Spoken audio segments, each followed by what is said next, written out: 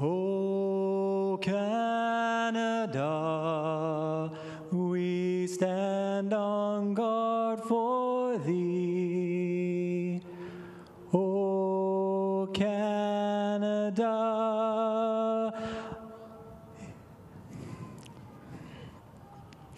O Canada, our home and native land, true patriot love in all thy sons command. With glowing hearts we see thee rise, the true north, strong and free. From far and wide, O Canada, we stand on guard for thee. God, keep our land glorious and free. O Canada, we stand on guard for thee.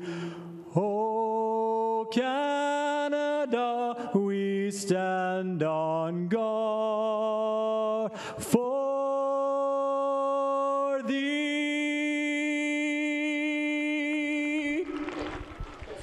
Please welcome Sonia Lopez as she performs our national anthem.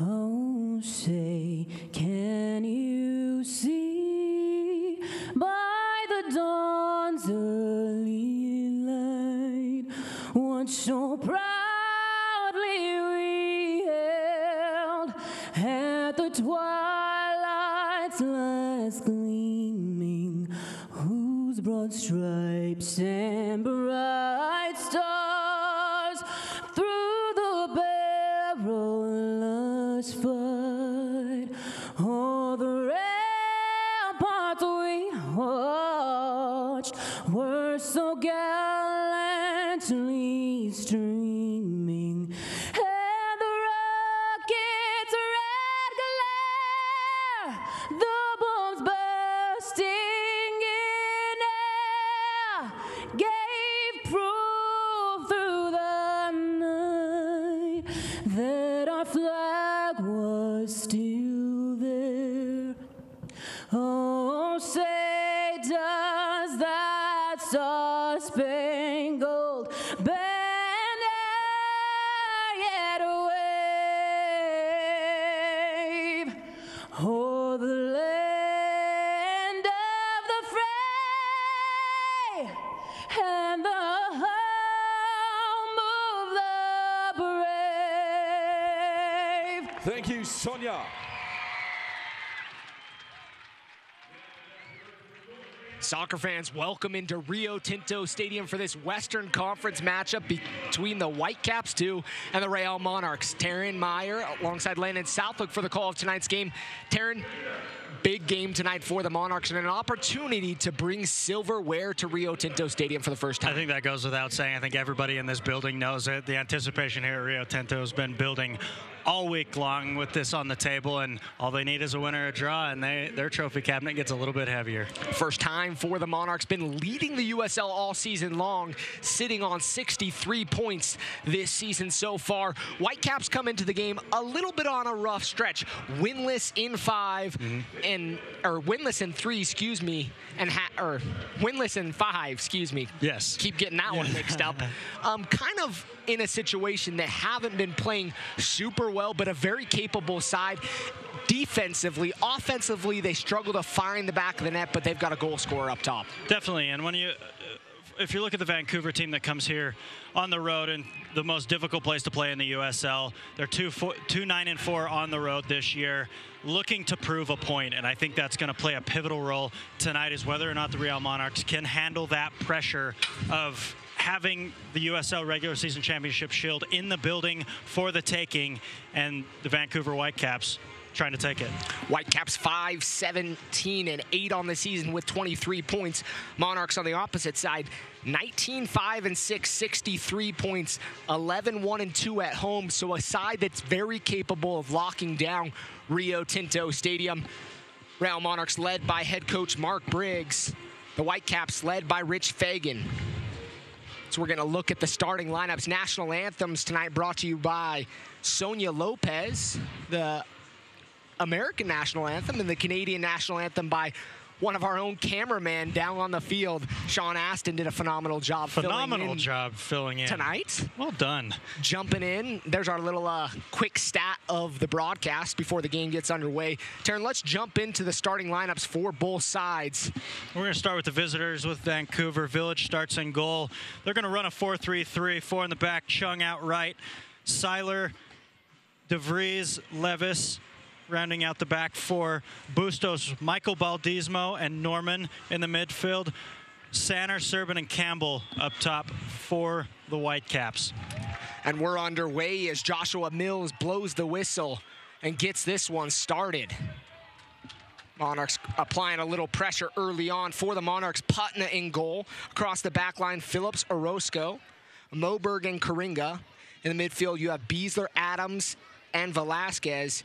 Out wide, Salcedo and Haber on opposite sides, and Hoffman up top, the goal scorer. And circle two names on that lineup. DeMar Phillips on the left, in the left back slot. Sebastian Salcedo right midfield, starting on the left.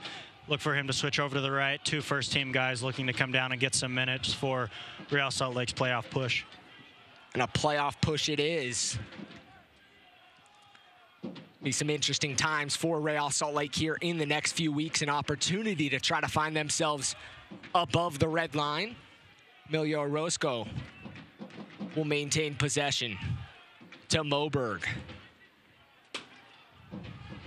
Karinga back in the starting lineup for the Monarchs.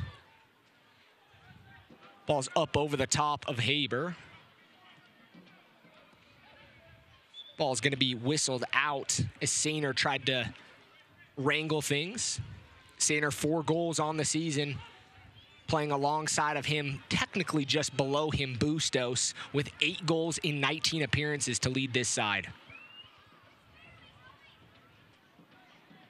A few keys to the game here for the Monarchs. Get a goal early and set the tone. I know they've trained that all week. Come out and apply the pressure. I know you said that earlier on. Get a goal, dictate the pace of this game. The Monarchs also have to be in a little bit of a mindset of this is just another game. Don't think about a trophy, celebrations, whatever have it. You still have 90 minutes of soccer to play, and then look at the scoreboard to see what happens, and then you can celebrate, enjoy it, and then it's on to the next game. Putna been very successful in goal here these last few games. 2 clean sheets in as many games.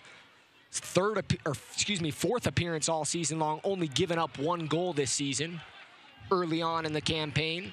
But the side as a whole, between the 3 goalkeeper staff, 29 goals against and 11 clean sheets, a side that's very capable of keeping it clean. It's incredibly impressive. And if you look at Andrew Putna, a guy who has stayed in form, and when he's called upon, he has taken his chance. He said 2 shutouts, 2 starts last week, also 2 PK saves, 1 in each game. He's stood on his head, really, since he's come into the lineup. Salcedo is slightly dispossessed. He's going to try to get out wide to DeMar Phillips. Phillips is going to be taken down, and a foul will be called. Out wide on Serban. Monarchs like to attack down the channels. You're going to see a lot of that tonight as Karinga is going to get his boots wet on this sideline. Monarchs typically apply a lot of pressure. We saw a different lineup last week, so a little bit of a slight change, but they're back to their typical 4-3-3. Yeah, and look for Chandler Hoffman being the lone striker up top, complemented by Haber and Salcedo, who like to get around the outside backs, get wide, and serve those balls in for Chandler Hoffman, who is excellent at creating space for himself. Hoffman, 16 goals on the season, 7 assists. A type of guy that could be in the running for an MVP. 2 off the Golden Boot. This season, Dane Kelly leads the race with 18 goals. Nice crowd filling in here at Rio Tinto Stadium.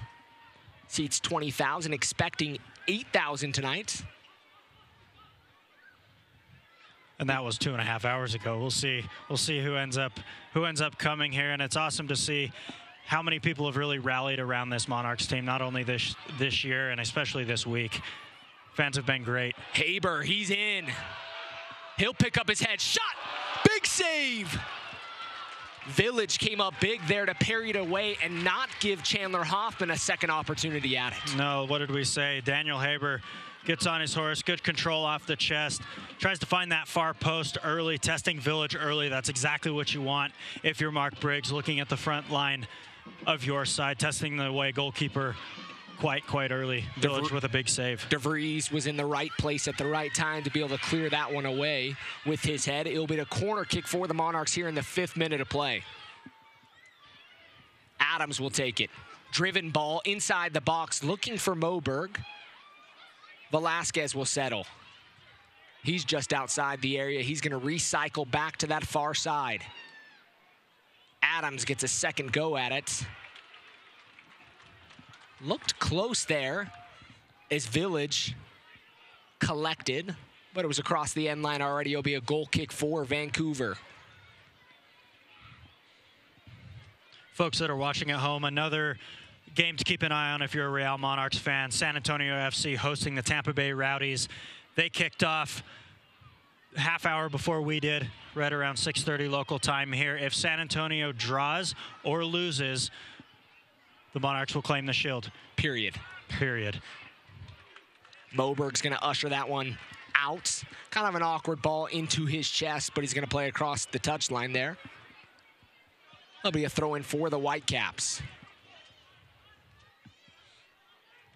Sainer. Levis. Nice little cut back there. He'll be taken down by Haber. Haber's going to be called for the foul. A bad foul in a situation like that. We talk about managing the game well. Adams is going to pick off the pass. The Monarchs are on a counterattack. Velasquez is going to get it out wide. Haber is behind him. Velasquez cuts around, still inside the box to Adams. Beasler's going to put it up and over the crossbar. A tough situation to be in there and try to put it with the side of your foot. He was trying placement over power in a situation like that and puts it up and over the crossbar. It looked to me like the ball arrived a little bit quicker than he thought it would, but what can you say about Sebastian Velasquez? Skipping by, he goes into a tackle, almost loses out on the ball, but it's like the ball is just a magnet to his foot. He just comes out with it, of course, on his left foot. Well done there from him to keep the ball alive. Bustos. Norman, good ball there.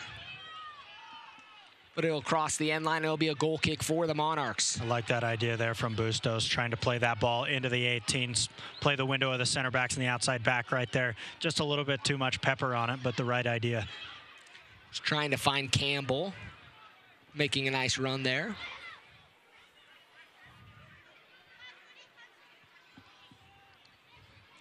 Monarchs will possess in the back.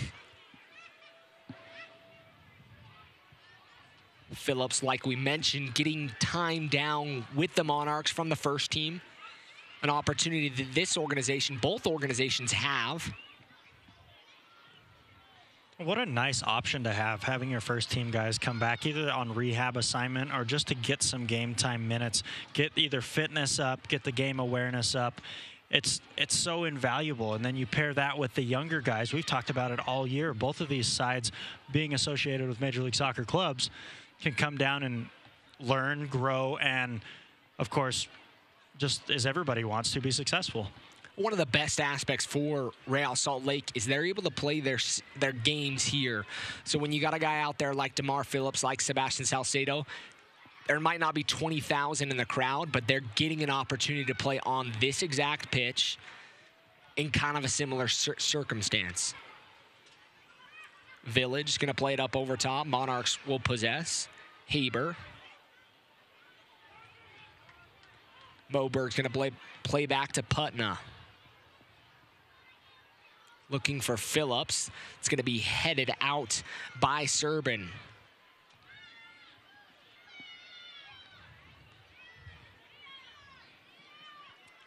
Monarchs, like we mentioned, 11-1-2 at home, sitting on 63 points in the season. If they're able to finish out the final 2 games, they'll end up with 69 points, tying a USL regular season record with the Red Bulls too. Also, if they were able to do so, they'd end up with 21 wins, and that would also be a USL regular season record. They've been great all year, and a big part of that is being able to go on the road and get results, but really maintaining Rio Tinto. I know we talk about it with Real Salt Lake, this place being a fortress throughout the years, and the Monarchs have really turned that and taken that to heart and taken care of business here at home this year. Moberg up to Hoffman, to Velasquez. Nice little combination there from the Monarchs. Hoffman will slow things up to Adams. Out wide to Phillips. Hoffman's not a guy that likes to play necessarily as a lone striker with his back to goal, Adams, but a guy that's a finisher, a poacher. No, he likes to make that run in, and we said it earlier, he likes to create the space not only for his teammates but for himself, and he's so good at that. So playing with your back to goal, it's difficult to do that, and you're a little bit out of your element. Phillips out wide to Salcedo.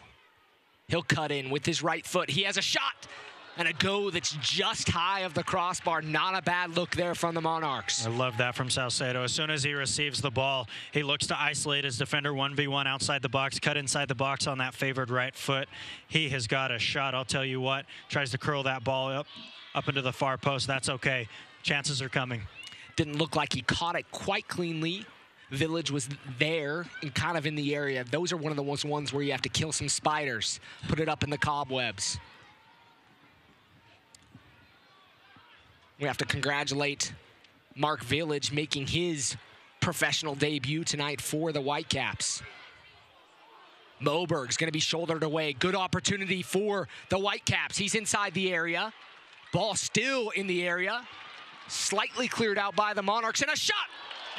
Saved by Putna right in his breadbasket. But a nice opportunity there for the Whitecaps too. Cheeky little touch there on the sideline for the Whitecaps. Gets around Moberg. Moberg does well to recover. As we see it here again, cleared out by Beasler. Teed up for Bustos to put his foot through it. Thankfully, if you're Andrew Putna, like you said, right in his breadbasket, right in his wheelhouse. Tough ball to hang on to coming in through traffic like that.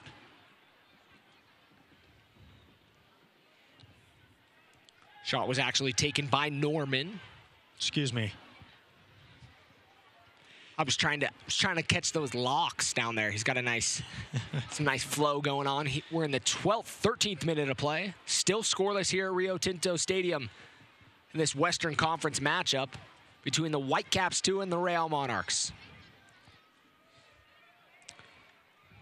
Thanks for tuning in. If you're tuning in on the broadcast on the YouTube channel, from wherever you may be, we appreciate you listening in tonight.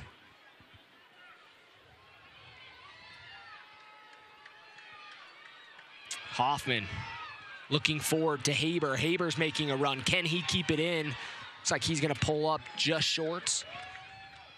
No, it's the right idea. How many times have we seen Daniel Haber get free down this near side early on in this first half? Love the energy from him.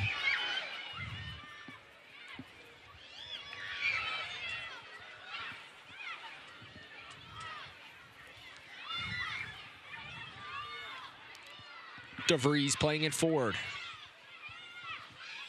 Monarchs look like they're going to be the aggressor tonight as Salcedo's going to be called for the foul on Chung.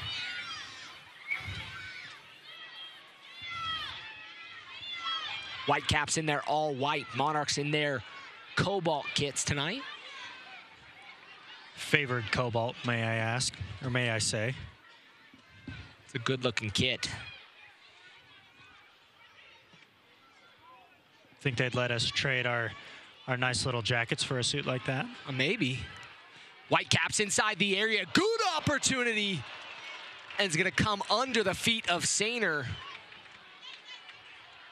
Excuse me, of Serbin. Ball still in the area. Whitecaps with another opportunity. A good opportunity in sequence there for Big chance goes beckoning there for Whitecaps FC too as this ball comes back across. He has everything to aim for, just can't get his feet right. Looks like his right foot got stuck in the ground. Monarchs would have to say a little bit lucky with that one.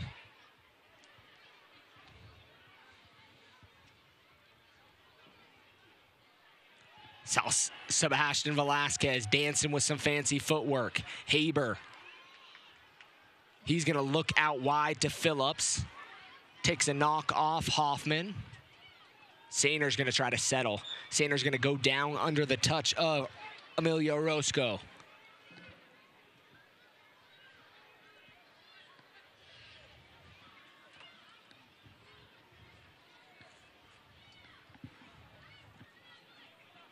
Levis. Back to DeVries. All the way back to Village. Landon, I've been impressed with Vancouver so far. I think a key for them tonight would be just to weather the storm. You know the Monarchs are going to come after them and try and get goals, try and prove a point. If you're Vancouver, come in and try and prove a point against the league's best side, and so far they've done that. They're looking, you know, I half expected them to come in and maybe not go for it. They've been a side that's lost 3 straight winless in 5. Giving up 7 goals is Velasquez. Gonna take a shot and a goal! Sebastian Velasquez puts the Monarchs up in the 16th minute of play. There it is. Just as soon as I say it, I'll call it a commentator's curse. Vancouver tries to weather the storm. Excellent restart there by Bofo Salcedo. He switches the field. Excellent take there by Sebastian Velasquez. Takes on 3 defenders as they close him down. I would have to say he gets the shot off just in time. Trickles into the left post of Village.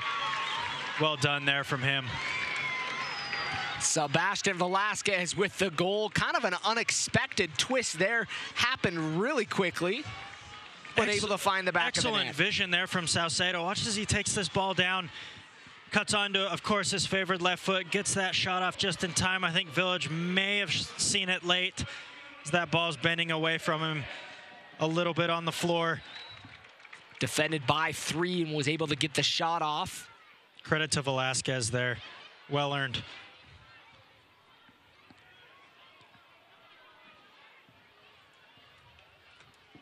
Monarchs take the lead here in the 16th minute of play.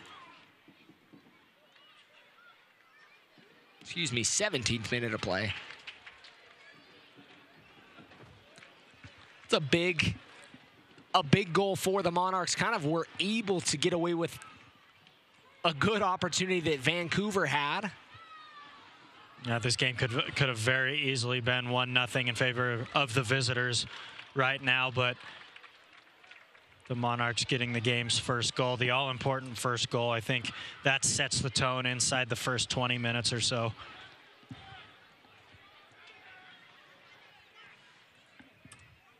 Whitecaps, too, with a -20 goal differential on the season. Monarchs with a plus, I just have that in front of me, plus 29, I believe. Now it's eluding me.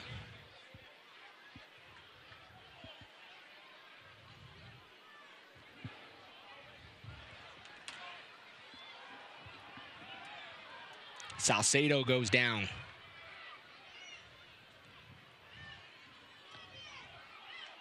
Velasquez, or excuse me, Salcedo, the Sebastians, trying to get both those names straight. Can be a challenge on some nights. Especially after you just ran a marathon a few hours ago, Landon. Congratulations, well done. Thank you. Still a little gassed. Sayner inside the area, just out of his reach. It was a good opportunity there for the Whitecaps, too. They're not going to go down easy tonight. Near perfect ball whipped in there. Sayner almost gets his head to it. Another half step, he would have been there. Good service from wide areas from Vancouver early on tonight. Testing the center backs, the outside backs, and the center backs of the Monarchs.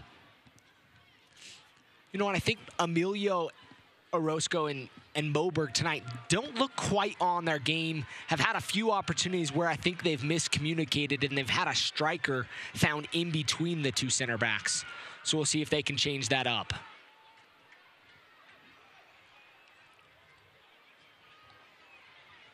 Nonetheless, the Monarchs up 1-0 here over the Whitecaps 2. Normand. DeVries will collect. Velasquez pushing high, sitting up top with Chandler Hoffman when defending, kind of the two up top. Maybe sliding back into that 3-5-2, defending in a 3-5-2, attacking with a 4-3-3. Organization's been great tonight from the Monarchs this far. Beasler with a nice skill check there as he's able to settle. Monarchs are going to attack. Velasquez out wide to Salcedo. Salcedo's going to cut in. He's inside the area. Shot! Just wide! Again, Salcedo, as soon as he receives the ball from a wide position, he goes right at his defender, looking to cut in. Get another look at it here. Cuts in right there, creates the space. Far too much space given away there by the defender. Village very lucky to see that one skip by his far post. That's twice now we've seen Salcedo look for that curling effort into the far post. You know, and he's playing on that far side. Right-footed player playing on the left side, but that's what he does best. And sometimes it helps to have a guy like that that's able to cut in. Haber has done that quite frequently this season, has found a shot from distance, scored a couple beauties this season from distance. And if you're Mark Bridge, you look at your wide players who can disguise those shots. If you start Salcedo out on the far left side, he cuts in. He does such a good job at disguising, cutting in on his right foot. Haber the same with his right and left foot, really. Adams out wide to Phillips.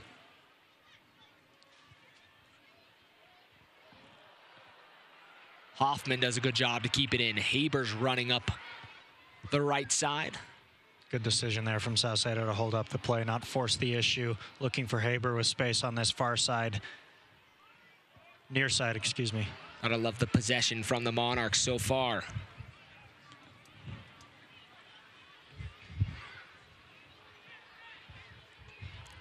Sebastian Velasquez with his 8th goal of the season to put the Monarchs up.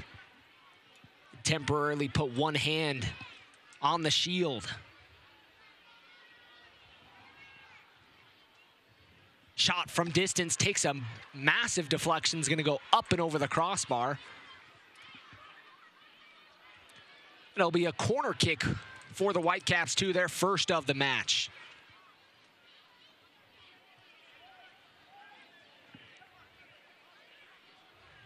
Good look there from Michael Baldissimo.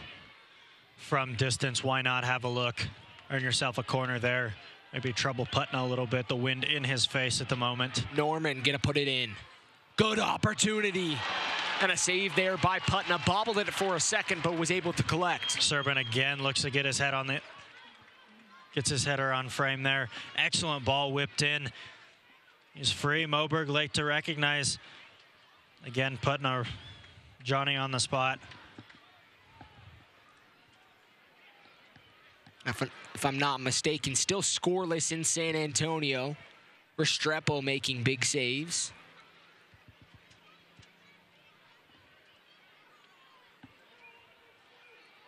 Norman looking forward, trying to play it over the head of Karinga.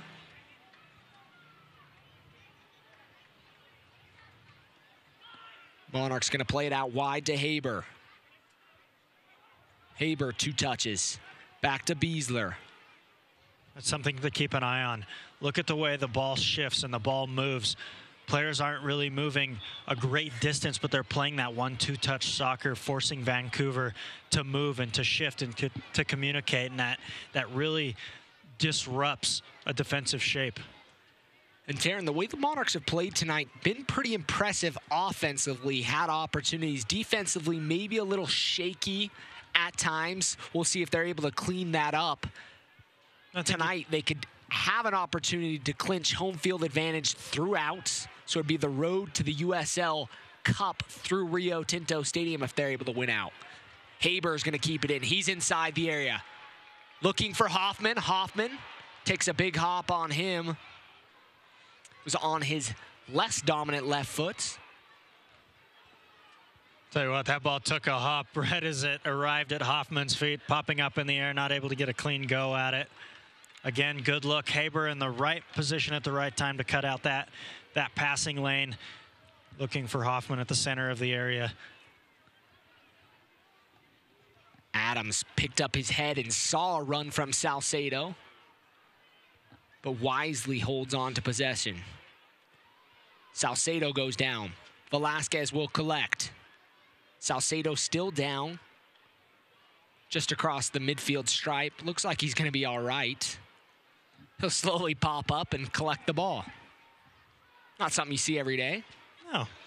Well done there from Velasquez to look at the referee, pull the attention off the ball, hand it off. Velasquez, he's outside the area. He has fancy footwork, cuts inside the 18, defended by 2, trying to get a cross off. DeVries is there. He'll maintain possession. Got DeVries on skates there. Ooh, Bustos. That was rough. Beautiful shot there by Phillips. And my goodness, it's going to go to the front pocket. Looks like an indication from the AR on this side. Bustos is going to get a yellow card. Love another look at that one. Comes in on Karinga very, very late. From the initial look, it looks like he was very, very lucky to escape. Escape with a yellow card there as we look at this foul here again. Velasquez finds Karinga, who sends the ball away very late. Very gray area in that tackle. Maybe the referee setting a tone with the yellow card, trying not to insert himself into the game too heavily early on. The AR on this side quickly indicated that it was a front pocket, not a back pocket. Adams will take the second corner of the night for the Monarchs. He's ready. He's going to swing it in with his left foot. Near post. And Whitecaps 2 are going to try to counter.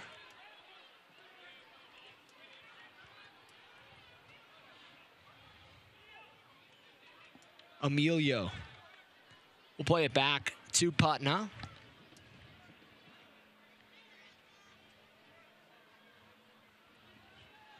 Beasler out wide to Karinga. Velasquez, you got to love that little touch there. Puts himself in a situation to receive at all times. Excellent timing on the step, just to throw his left foot in front of the ball, corral that. Chung out wide, ball's going to be whipped in the area. Beasler will settle. Not cleared by the Monarchs yet. Bustos trying to find Campbell. Will be cut off by Karinga. Again, Daniel Haber doing so well to read the passing lanes, read where the ball is going to be played, intercepting that. Oh, not a bad look there from Haber, trying to spring Hoffman. Ball just needed a little bit more pace to put Hoffman in a foot race with DeVries.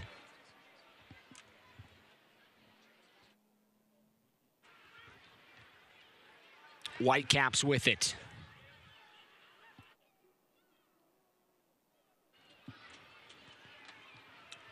Back to Chung. Fans, make sure you tune into the USL's weekly show on Sirius XM FC, Channel 85 on Mondays at 9 p.m. Eastern for the latest news and information from around the league. Also, don't forget Sirius XM FC will air the USL Game of the Week. You can check uslsoccer.com for dates and times. It's uslsoccer.com for dates and times. Putna. He'll play it in quickly to Orozco. Vancouver looking like they're defending in a 4-2-3-1. Lone striker up top. 3+2 in the midfield. Trying to clog the passing lanes for the Monarchs.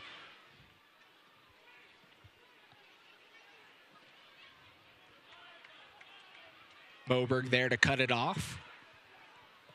Velasquez is going to play it all the way back to the keeper. Kind of a driven ball there. Something I'm sure you, from a keeper standpoint, doesn't like to see. Not unless it's absolutely necessary. That one, I would have to say, wasn't very necessary. Nonetheless, Putna does well to handle that ball, play out the other side.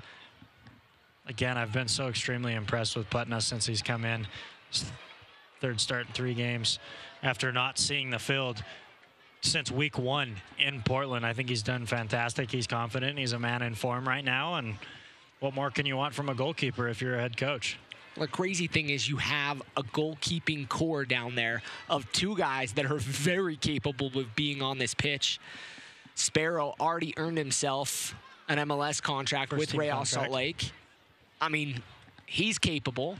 7 shutouts on the season for him. I know, and you and I talked to Mark Briggs on our weekly podcast this week. It's credit to Matt Glazer, the way he studies anything from shot technique to goalkeeper technique, and the way he trains his goalkeepers is so, it's A+. It's excellent, and it's really shown this year. Like you said, Connor Sparrow getting that first team contract, Putna in form when he needs to be, and it's been great. It's been very fun to watch, especially being a goalkeeper, seeing these guys play. It's been great. Beasler's going to go down. Looked like the foul probably could have been on Beasler there, but he does a good job to sell it. Beasler's been that mainstay for the Monarchs all season long. Arguably one of the best players on the pitch as a challenge is going to come from behind. Salcedo goes down. Salcedo taking a few hard knocks in this first half. That's the second one in about 10 or 12 minutes as he hits the deck in a heap. Tough foul there from Bustos. I have to wonder, where does a referee draw the line? 1 from behind, 2 another chopping tackle like that. Where does a referee draw the line? Well, Joshua Mills had a good vantage point on that, so you'd expect if he's going to make the call that he's going to go right at it. Beasler going towards goal. He'll slow it up, not necessarily an attacking player.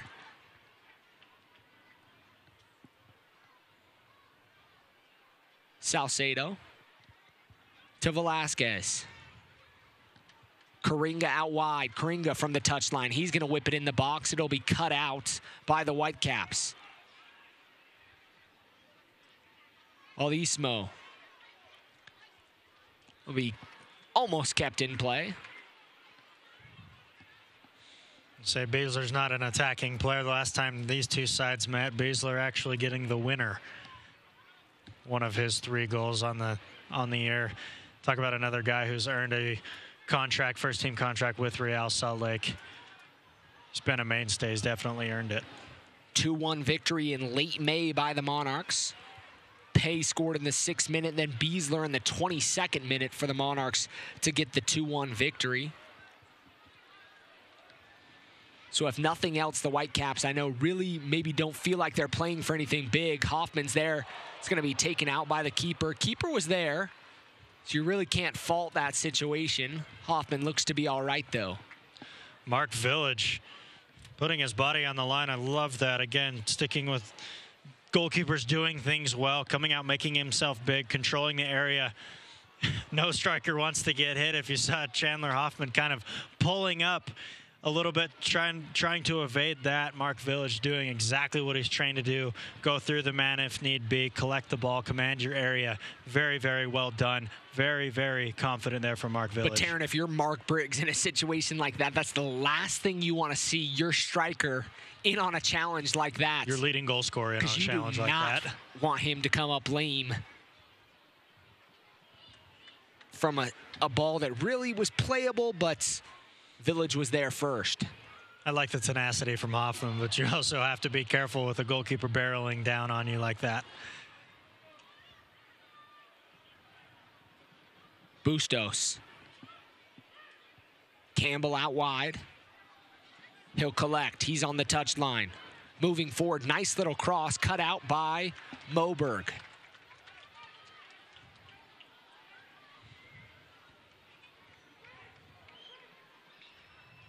Karinga to Moberg. Monarchs with a lot of time on the ball. The ball from Moberg is going to be over the head of Haber.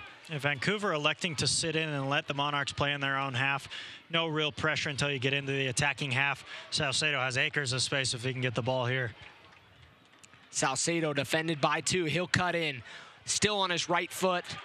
He'll get to the touchline looking for Hoffman. And Velasquez had snuck to the back post. Hands on the head, hoping it was going to reach him. Looking love for it from Salcedo again. I think as this ball gets clipped in here, Hoffman trying to redirect it. Just can't get his timing right.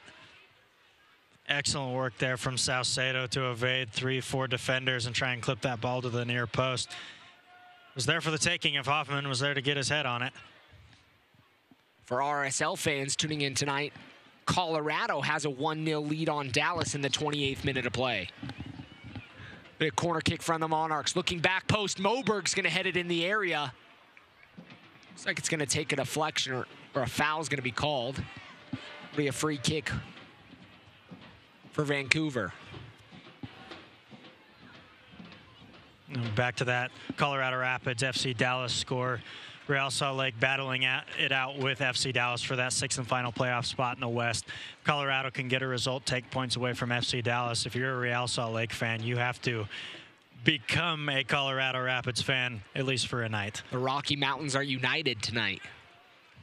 It's a very strange comment, I do have to say. I know. But hey, after last week, I mean, I don't know that you really should feel like you have to be united in following Colorado after the little debacle in Orlando with a substitution used. Not quite sure that I agree. And the majority with what was handed down, a fine instead of points lost. But it just sets a different precedent, and I think Major League Soccer will look at that long and hard. Whatever they come to agree upon is yet to be seen, but I think they set a precedent with the decision that they made. But nonetheless, you have to move forward if you're both sides. If you're Orlando, I know here at Real Salt Lake, we were all wondering what was going to happen. You have to move forward. The season's not over yet, and you have 2 important games left on your schedule. 37th minute of play here in this USL matchup between 2 MLS affiliated sides. Whitecaps having a great season so far, up at the top of the table. Whitecaps 2, not quite the same season. Salcedo's going to go down in that exact same position that he went down twice so far tonight. Yeah, 3rd time going down. Hard challenges going in left and right. He's really been a menace for that Vancouver back line and through that midfield. He's really found a lot of space in there. I think Vancouver getting just a bit frustrated trying to get the ball off of him and close down space there as the foul comes in from Baldissimo. Every time he's got back up, though, walked it off. Credit to him. Let's hope he keeps getting up. Mike Pecky a few boxes away from us. I'm sure the last thing he wants to see is one of his young players getting minutes with the USL side going down.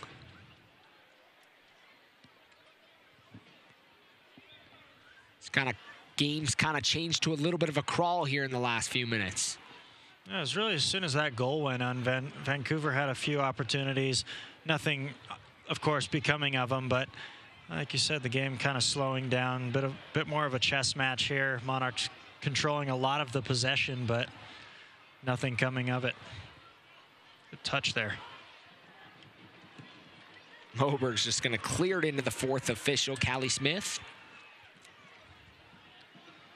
Levis will take the throw in. Nice little touch there by the 17-year-old.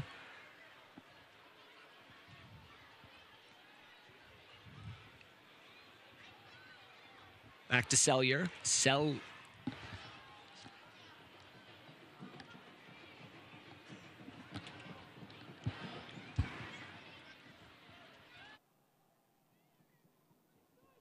Excuse me, Seiler. Couldn't get that one off the tongue.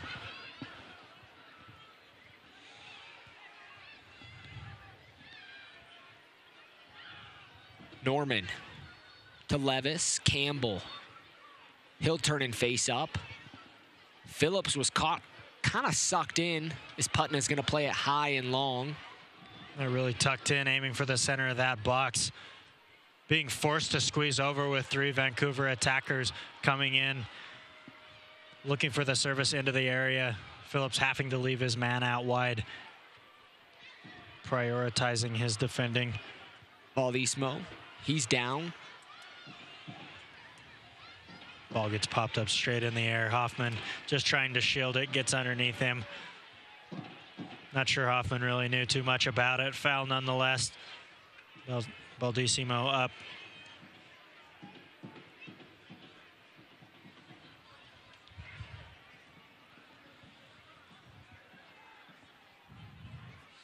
Norman will take the free kick for the Whitecaps just inside the circle. Monarchs gonna set their line just in front of the 18. Orozco there. Looking back post, Phillips will clear. Be an offside call by the by the AR2 on the far side, Daniel Spicer Escalante. Good defending there by DeMar Phillips, holding off his man, trying to go up and over the back. Good strength and positioning there from Phillips to clear that ball away, although offsides. But like you said, Mike Petke looking to solidify his side down the stretch. Just a few booths away, keeping an eye on DeMar Phillips and Sebastian Salcedo tonight. Ooh, nice little touch there. Phillips there to help his teammate and recover. Soccer fans, Nike is an official sponsor of the USL. For more information, visit NikeSoccer.com. Salcedo out wide on the touchline. Velasquez on the inside of him. Ball's going to take a deflection. It'll be a goal kick. No argument there from Salcedo. It's typically a good indication. I know the crowd's booing there. Not quite pleased with the call, but typically, if the player doesn't have much to say about it, he knows that was the right call.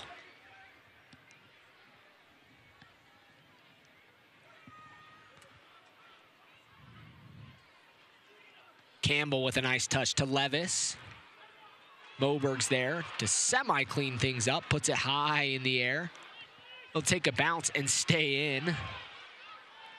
Kind of fortunate there for the Monarchs. To be frank, I don't think that ball stayed in. AR here on this near side may have missed that one. Ball spinning back into play. Levis with a nice touch there. Levis with a great touch. To get away from Velasquez. Bustos.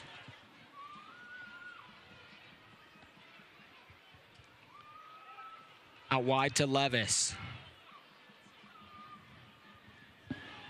He'll play it back to DeVries. I have a feeling Hoffman, the way Hoffman's been playing in the last couple games, you have a feeling he could find himself on the score sheet tonight. Velasquez quickly to get up. He spins away from his defender. I agree with you on Hoffman. I think he's hungry. He wants a little dirty Meg there and gets taken down from behind. He just did him dirty. Well done, Velasquez. Well done. Back to my comment on Hoffman as we're going to get a replay of this. 2 more seconds here. Of glory. Whoop. Oh, tough foul right there. But back to Hoffman. I know he wants to get to that 20-goal mark, sitting on 16 right now, 16 goals, 7 assists.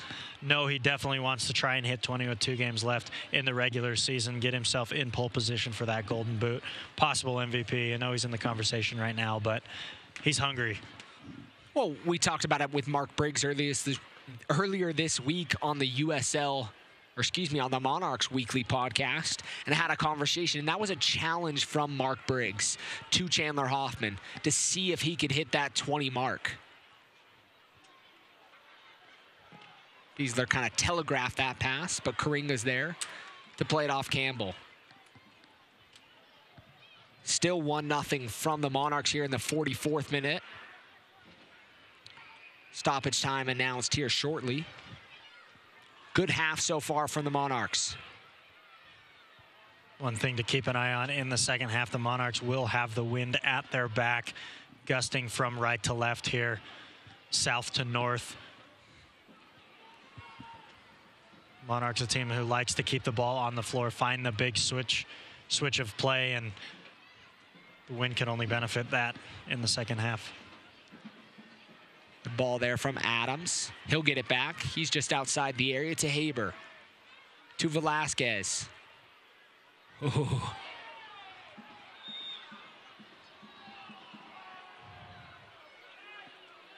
Whitecaps reset quickly. Beasler's going to go into the book here. Beasler asking for a little bit of consistency from the referee here. Bit of a tactical foul there by Beasler. Not sure he meant to go in quite as hard as he did, but asking for how many times has Vancouver done the same thing? Multiple times, and he knows. You saw him put the thumb up, definite foul, but if you're going to give the yellow there, why not on other occasions? All I know is Beasler's asking for the consistency. That's what you want if you're a player. And as the captain, he has the right to be asking for that consistency. He knew. Yellow card worthy, definitely. It's a professional foul. And you're going to go in the book as Briggs is giving it to the fourth official.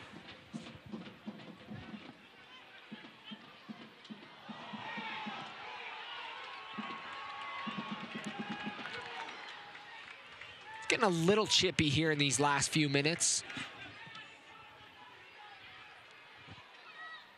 Excellent ball. Phillips. Sainer, he'll take a shot, takes a big deflection. Backline just looked a little bit out of sorts there. And I'm going to be critical of that team because they've done a good job so far all season long. The defense have really been a strong defensive unit.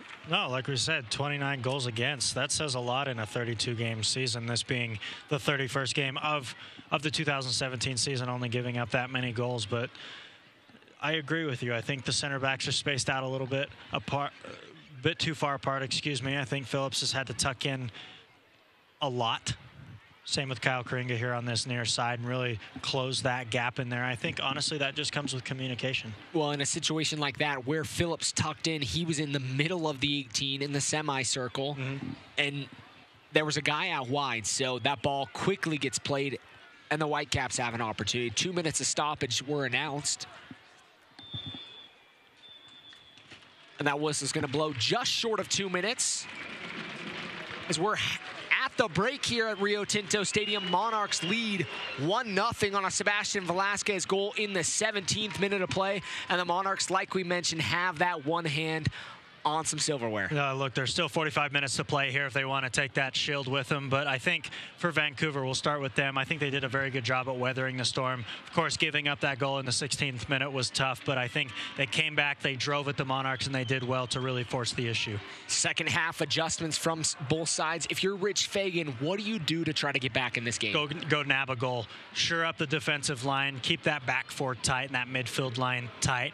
Throw another set of fresh legs up top, go and try and get a goal. If you're the Monarchs, go get another goal. I guess it's the same thing for both sides. Keep Chandler Hoffman on the field. Put your guys in there. I know there's going to be some changes here around the 60th or 70th minute. Look for the first team guys to come off and finish this game on a high note. And there's some great guys on the bench from both sides. Both teams have players. Armada for the Whitecaps too could come off the bench. And then you have a few guys on the Monarchs side. So both coaches have some decisions to make, and we'll see what they do here in the second half as we'll take a short break and have an interview here at halftime.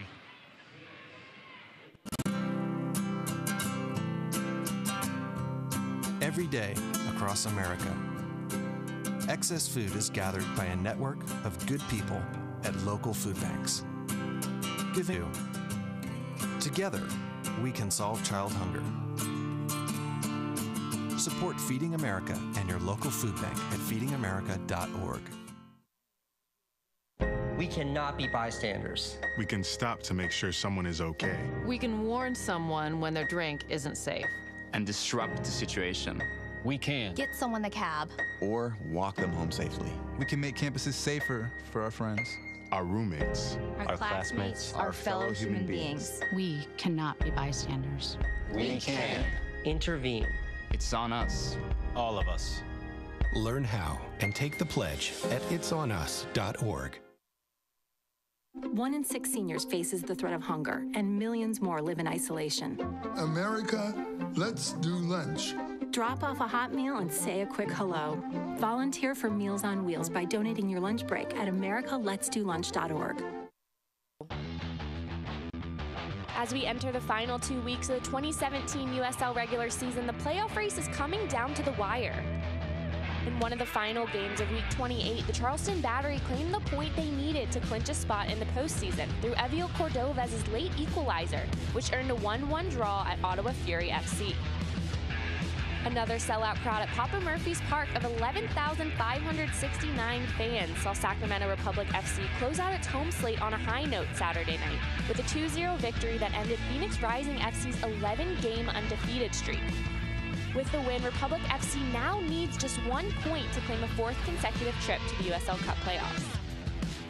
At the top of the Western Conference, Real Monarchs SLC struck early in the second half and twice before the final whistle on the road to down Reno 1868 FC 3-0 to put one hand on the USL Regular Season Championship. 1 more point is all that's needed for the Monarchs to claim the first silverware in their history. One of the scorers for the Monarchs in Reno was Chandler Hoffman, who is again firmly in the middle of the race for the USL Golden Boot with 16 goals this season. Everyone is still chasing Reno 1868 FC's Dane Kelly, though, as the Jamaican continues to lead the way with 18 goals in what looks now like a 3-player race that also features Hoffman and the Charlotte Independence's Enzo Martinez, who also sits on 16 goals.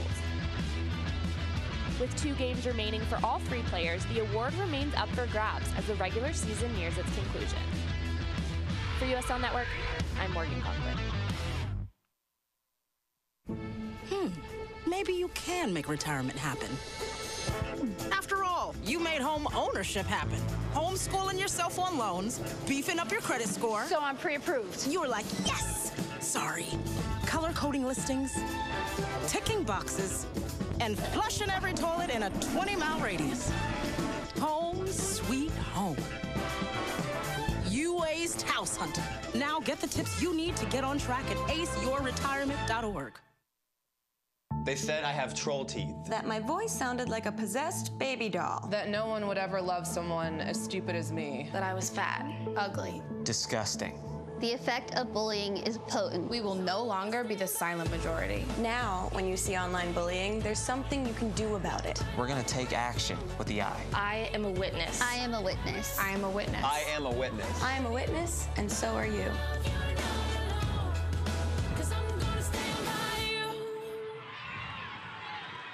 Welcome back, soccer fans. Joining us in the booth is Brett Louie from the USL League offices. Brett, welcome to Utah. First of all, I know it's your first time here in Utah. Initial thoughts on Utah and the beautiful Rio Tinto Stadium here behind us. Yeah, it's been great. The reception's been everything you'd expect from the club. It's been top class. Dan, Tamor, Rob, everyone has been treating us great. So first trip's been wonderful so far. Awesome. Look, we're just going to jump right into it. The Monarchs, first 2 years, kind of a bit of a cellar-dweller team. Now they're 45 minutes away from winning the first silverware of the 2017 season. What does that say for a continuing growing league and a continuing growing club? Yeah, I think one of the exciting things about the league is that realistically it's anyone's hardware every year in and year out. Club's obviously done a great job of putting the infrastructure in place to further the club forward. Obviously, the work that the technical and executive staff has done here this year is certainly commendable and has led to great results on the field. Talk about next year, USL expanding the league, not only next year but the year after in 2019. What are you guys looking for in the league going forward? Sure, I think it's all about the market. So getting good established owners, sustainable business models. We've proven over the last couple of years that the league has excellent viability and is certainly something that is been extremely beneficial for the growth of the game in this country, and hopefully that we to build upon moving forward. And the crowd numbers definitely show that. Certainly, yeah. And we could talk a little bit about the decision this year to change it to Division II. Division II was granted the status, go into 2018. So that's kind of been a change for things, and obviously helping the growth moving forward. Talk about that USL or the USL and how it's grown from the league inception till today. Sure. Obviously, over the growth over the last couple of years has been exceptional, and we couldn't do it without the work that the clubs are doing. So, as I was saying, bringing in the ownership groups, the technical staffs, the executive staffs that have the vision and a shared vision with the league has certainly been of great benefit to us. We can talk a little bit about the Monarchs and this organization, Real Salt Lake, what they've done to make sure this is continued growth here, opening a facility in Harem, and we'll see a video after this interview on that new facility. But that's really going to allow the academies to be here, have the USL, and then the first team. Talk about how those USL affiliations with MLS sides kind of helps that league continue to have that growth. Yeah, they took me through the facility yesterday, and it's absolutely gorgeous. I think the transition there, moving into next year, is going to be really something to see. A great way to engage the community from the bottom to the top, starting with that grassroots level, the youth development, and giving those players that pathway and that club culture is something that I think is something that a lot of folks are going to try to emulate. Exciting times for the USL, and I know we mention that often, and a lot of fans from the MLS level are starting to get a look at the USL sides. We've got a good crowd on hand behind us here, 8,000 tonight expected for this match. Haven't heard official attendance numbers, but that type of environment is going to provide and only help grow the USL moving forward. Certainly, the move to D2 I think has certainly helped, as you mentioned earlier. The quality on the field, I was having discussions with folks earlier today, the quality on the pitch from 2 years back to where it is today, it's a night and day difference, and that's a tip of the cap to everybody on the technical and the business side to get the model to where it is. Especially on this pitch, Monarchs really weren't a side that was contending for much, typically just a playoff spoiler for a lot of teams towards the bottom of the table. This season sitting atop the table, been there most of the way, and tonight have an opportunity to win the USL Regular Season Championship, which is a big deal. And I don't think fans maybe don't quite understand that, especially even here in Salt Lake. Talk to us about what that means for a club. Sure. I mean, it's getting harder year in and year out, right? I mean, the league keeps growing. There's more and more sides. The quality of the players that are being drawn to the league increases each year, so it's certainly not getting any easier. So for the club to go from towards the bottom of the Western Conference to climb all the way to the top of the league is really something to see, and certainly very exciting for everybody here tonight. Some credit to the front office for the decisions they were able to make, bringing in some of those veterans like a Beasler, Taylor Pay, Hoffman, a few guys that maybe have been in the USL or at the MLS level that have helped this club grow. Well, Brett, we appreciate you taking the time to come up here. We'll let you get back down to it. Enjoy Utah while your stay is here.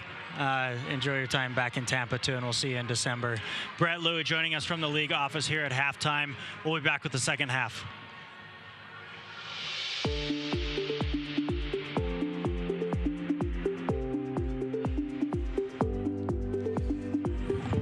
My name is Grant Stock, and I am the high school professor here at Salt Lake Academy. You know, me and my staff, a lot of them said today's been the best day of the whole time we've been working because we've had students in here. This is special for both those kids that are pursuing soccer and those that are pursuing the ultimate in science, academics, and research.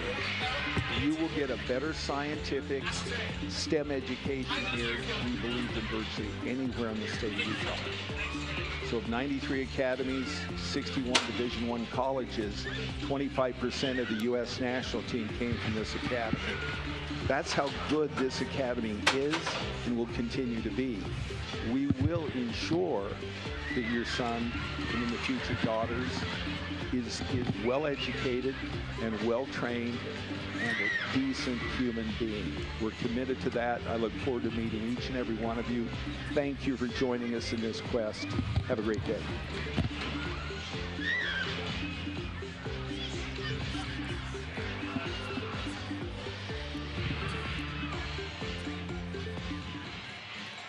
We're back here at Rio Tinto Stadium here at halftime. Nice interview with Brett Louie, an opportunity to talk about the growth of the USL. I really think fans here may not quite understand how that is, possibly in Vancouver as well, but the league is definitely growing. Opportunities, teams coming in, Fresno, Las Vegas, Nashville. Yes. A handful of teams. And some of those teams vying for Major League Soccer spots as well. I think you talked about it, you alluded to it with Brett earlier about what the Shield means. I mean, hardware gets handed out, and these players are really going after it. And you want to talk about the growth of the USL.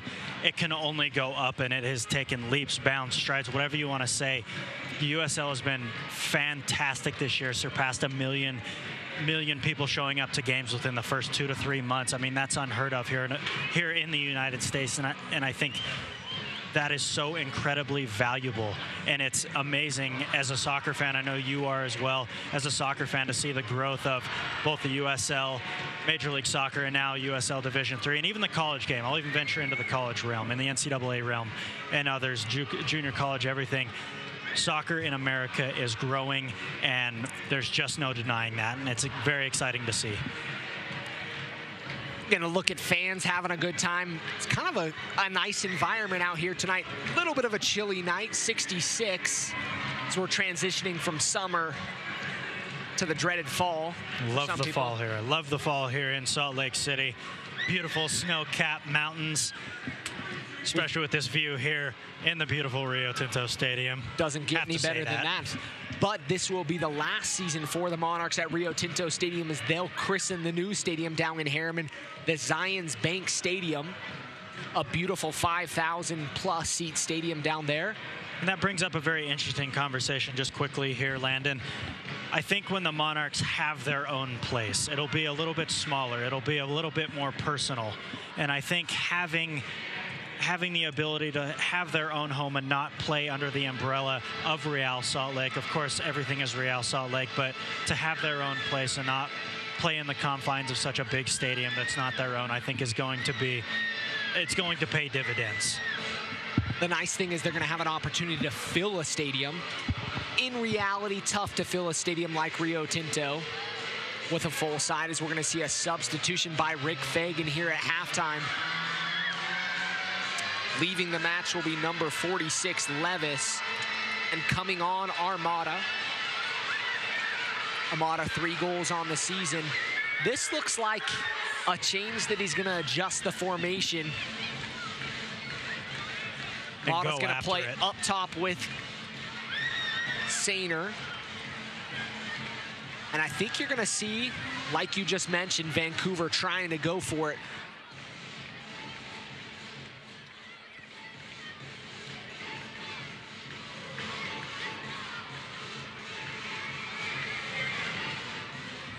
Folks, keeping an eye on scores across the league. San Antonio is down 1 goal to the Tampa Bay Rowdies in San Antonio. If that score were to stand with about 20 or so minutes left in that match, the Real Monarchs will become the USL Regular Season Champions before the final whistle blows here from Rio Tinto Stadium. Mispronounced the name, Armanda. Amanda, excuse me. Got it wrong twice in a row. So we're underway here in the second half at Rio Tinto Stadium. Monarchs lead 1-0 on a 17th minute goal from Sebastian Velasquez, his 7th of the season. Excuse me, 8th of the season. Monarchs now with 57 goals on the season, only trailing Reno, who has 69. Who has torched the back of the net this year. Ooh. Reno, expansion side, coming in their first year. Dane Kelly leading the Golden Boot race for them. Talk about a potent attack. Monarchs have been good consistently through the year, but Reno has put up goal after goal after goal for 30 games this season. It's been quite impressive.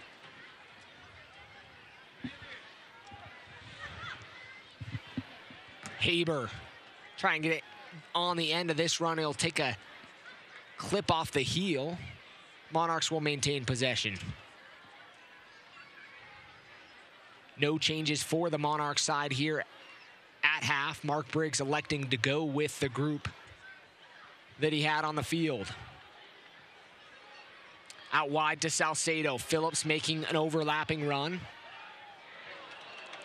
Salcedo looking for Hoffman.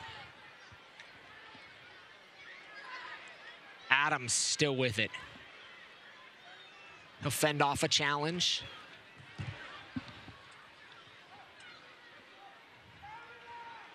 Kind of left it and lost the touch there. Bustos is going to be fouled by Salcedo. Looked like a light foul there, but a foul nonetheless.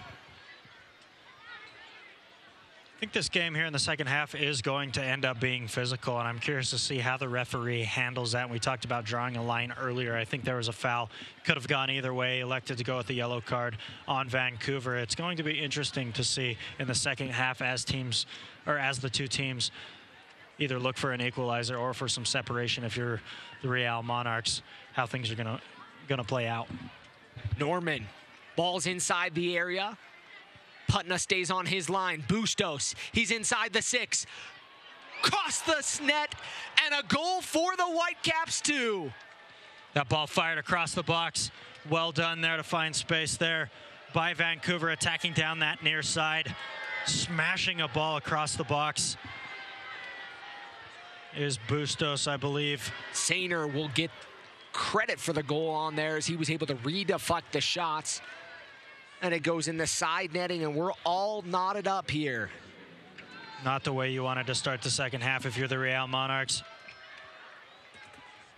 DeMar Phillips going to ground. Bustos firing that ball across the box, and that's going to go down as an own goal. Not really a whole lot James Moberg could do about that. Just trying to make himself big to send that ball away. Turns the ball into his own net. Nothing he or Andrew Putna could do about that. Excellent start to the second half if you're the Vancouver Whitecaps. Talk about weathering a storm before the match starts, and here at halftime, they're doing just that. Grab themselves an equalizer very early on in this second half. Salcedo tries to clip one in. It'll be cut out. But right back to the Monarchs. Moberg just across in the Monarchs half to Phillips. Velasquez with a nice little touch there. He's able to get away. Not sure about why you would call a foul in a position like that. He's moving forward. Advantage could have been played, but he'll pull that one back. Joshua Mills. Monarchs with it all to play for now. We talked about it. Still 45 minutes of soccer left to play to try and get a result. They have about 40 minutes to do just that. Although a draw will earn them the shield. Well, I think they want to win this game. They want to go out and get those 3 points. Really don't want to settle for that draw. It'll kind of feel like a loss here at home tonight if this score were to stand. No, I know I'm speaking very, very preemptively, very soon, but look for the Monarchs to really go back at the Vancouver Whitecaps now and try and get that lead back. But interesting to note, even if they were to lose this game, knock on wood, with the results so far in San Antonio, Monarchs would claim the USL Regular Season Championship shield tonight. Crazy world we live in, sports, isn't it? Lose and get a trophy. Mark Briggs looking like he's going to make a change, try to adjust things up, as Rick Fagan made a nice decision to go on more attacking minded, and it paid off early on here in the second half. Norman will settle. Looked like it might have come off his hand.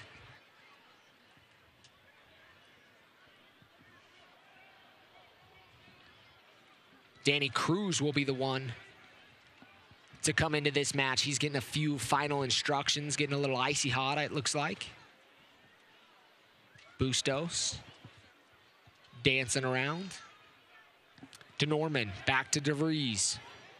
I like this substitution from Mark Briggs whenever Danny Cruz getting his final orders there from first assistant Matt Glazier. I like that substitution. Get a guy in there who's athletic, who has fresh legs. I expect him to come on for Sebastian Salcedo. Salcedo tries to cut in to his preferred right foot. It'll go out of bounds. Will be a throw-in for the Monarchs.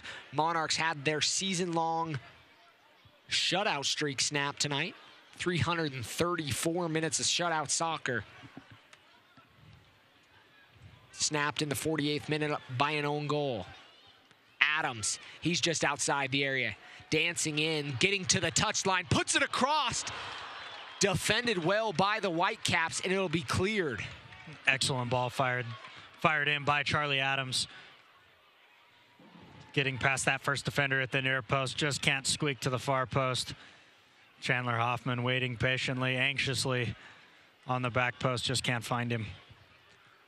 Charlie Adams done a good job all season long of creating opportunities for the Monarchs as he's going to go down under the challenge of Bustos. Rubbing his right knee.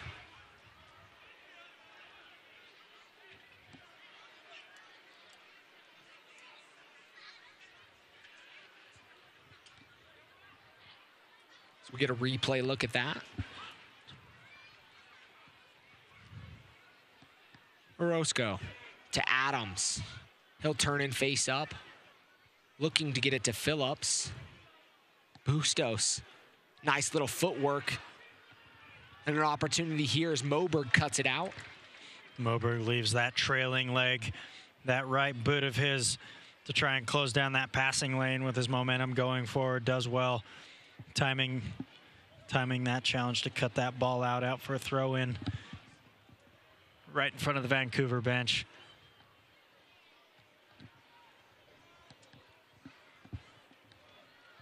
Orozco will clear. It'll be a throw in for the Whitecaps. Monarchs going to make a substitution here in the 54th minute of play. Danny Cruz is going to be coming on.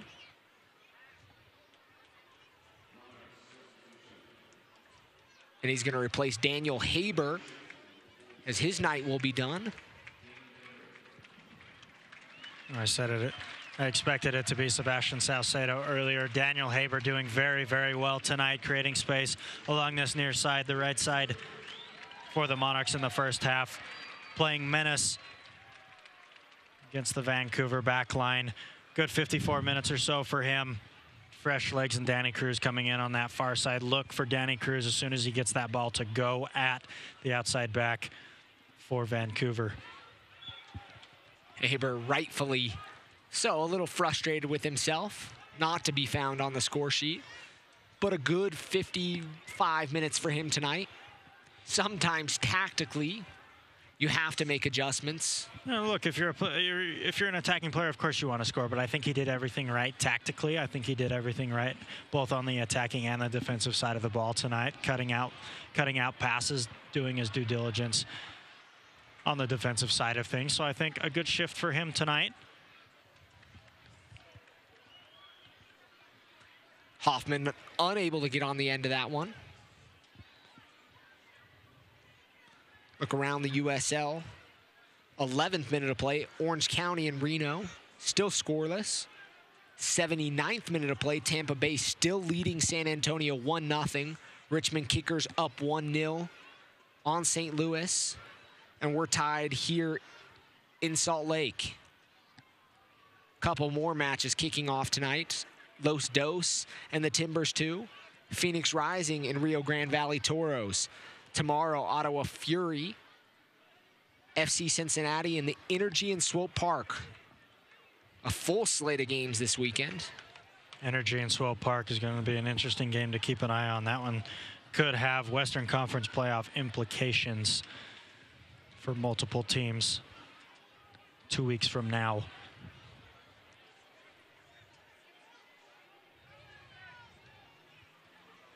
Looking forward to Salcedo. Salcedo is going to cut in with his right foot. Still on his foot. Takes a shot and a big deflection.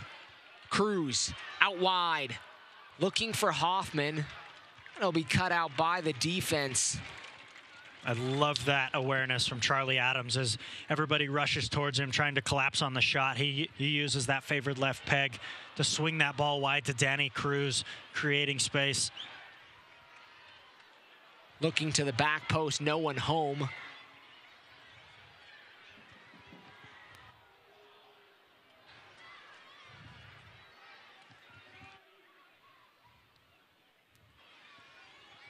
Orozco to Adams. Adams looked like he was going to catch his feet 3 times. It's knocked off the ball. Hoffman will collect Velasquez. There'll be a foul whistle just before that. About 8 minutes to play or so in San Antonio. The Rowdies still up 1-0 over San Antonio. Words and a little confrontation happening.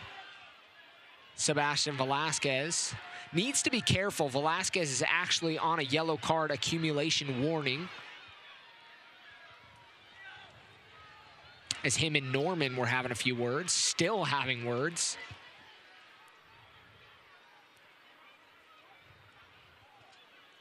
Be a free kick for the Monarchs.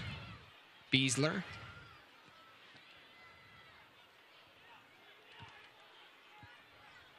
Late challenge in there from Sainer. Adams doesn't quite look on his game tonight either. Had a few kind of shaky passes.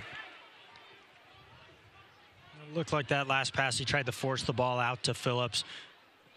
Defender doing very, very well. Phillips doing a good job all night getting forward. Be a foul on the Monarchs.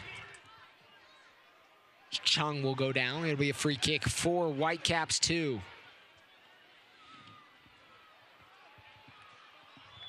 Excellent take there by Sainer, called off sides. Unfortunate for him, but what a take there. Leaping up with his right foot to take that ball down. A little bit of a skill check there.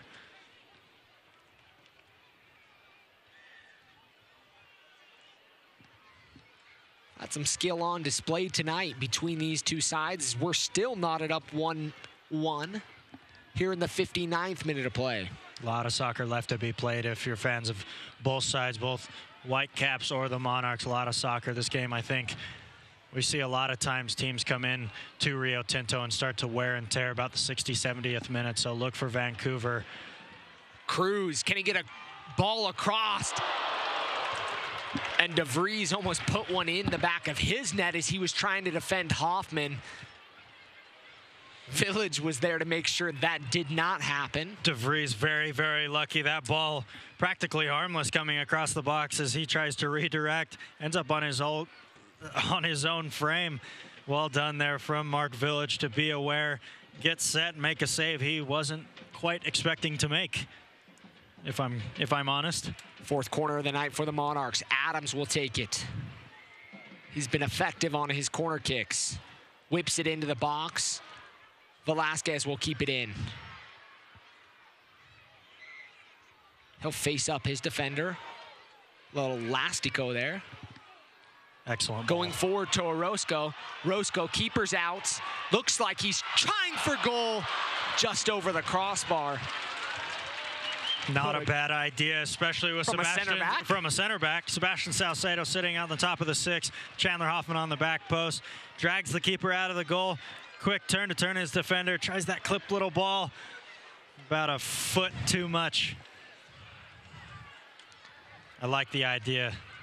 Trying to be a hero, Emilio Orozco, coming up from the center back position. Hey, well, last week we saw in Salt Lake, or excuse me, with Real Salt Lake, in the LA game, you saw a center back provide the assist to the game-tying goal. Mr. David Horst, very well-deserved, came in really early on in the game, 15 minutes in, doing such a good job for 75 minutes. After that, Marcelo Silva, red card. For me, he was my man of the match, provided the assist, game-saving tackle as well, and that's what you like. That's what you like from your center backs. Putna, he'll play it forward to Velasquez. Salcedo's gonna collect. He'll cut in with his right foot. He's got green grass in front of him. He'll take a shot. Village is there. Not a bad idea, but no placement as that was right down the pipe. You know, Salcedo is very, very hungry. His head coach looking on, like we said, a few booths down, Mike Petke, trying to prove a point to him that he deserves some time down the stretch. And so far, I think he's had a fantastic game, even with all the knocks he's taken, how many times he's been taken to ground.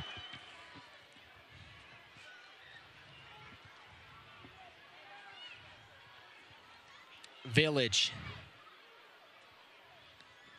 He'll clear, putting it high and long.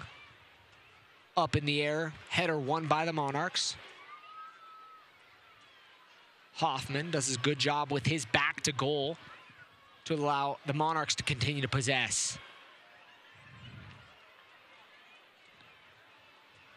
Putnell will now play it forward. Out wide to Salcedo.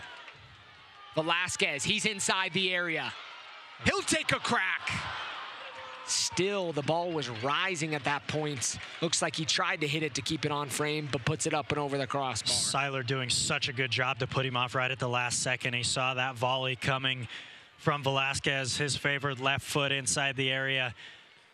Bit heavy on the ball there from Salcedo. Seiler stepping in and applying pressure at just the right moment. Fantastic defending there from him.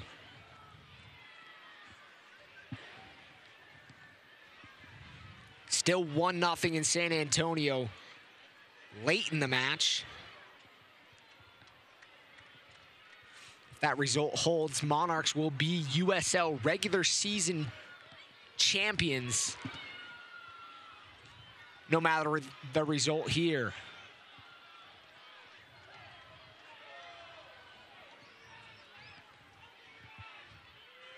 Soccer fans, Nike is an official sponsor of the USL. For more information, visit NikeSoccer.com. That's NikeSoccer.com.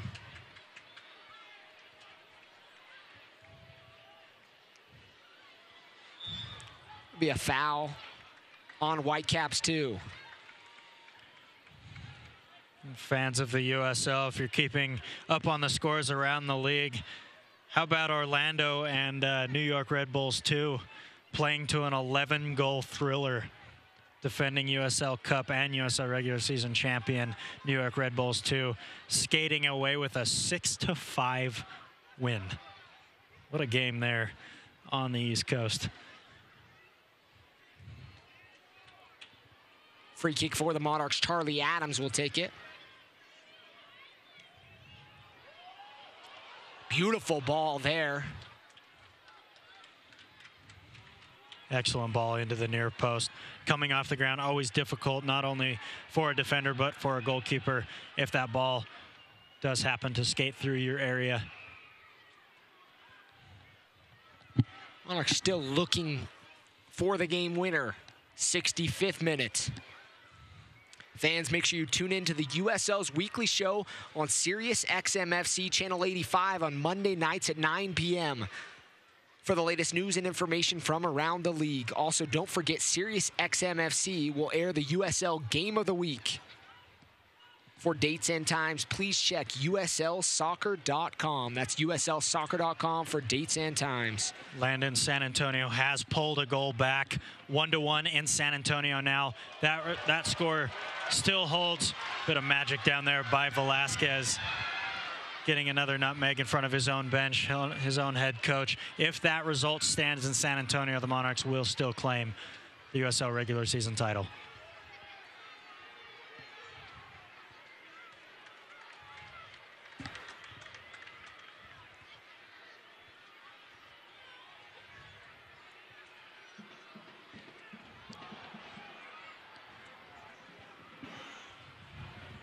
Salcedo down. Back on his feet.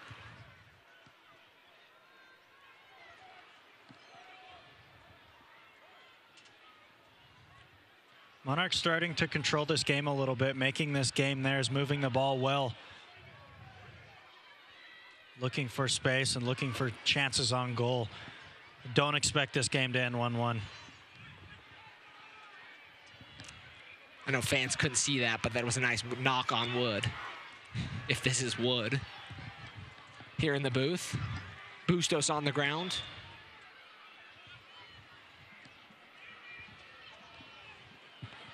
'91st minute of stoppage in San Antonio. Bustos wearing the captain's armband for the Whitecaps too. Fagan up off his bench.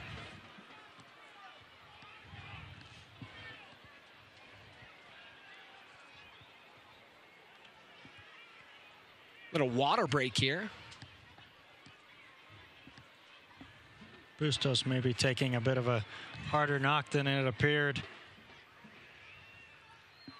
You know, sometimes those challenges look harmless, but a dead leg could come in at a wrong angle. Looks like he's getting his quad massaged on the left side as we'll get a replay look at it.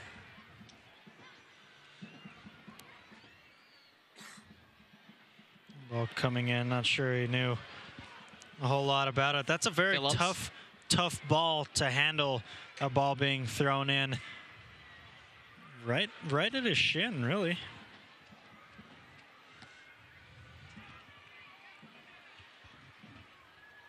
He's up, frustrated, kicks the ball off the field. You know, in any other situation, that'd be a yellow card, so that's kind of a funny... Bit of a coincidence.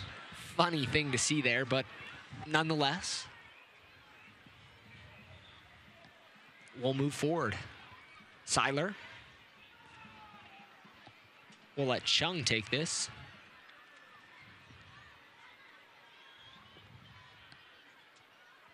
To DeVries.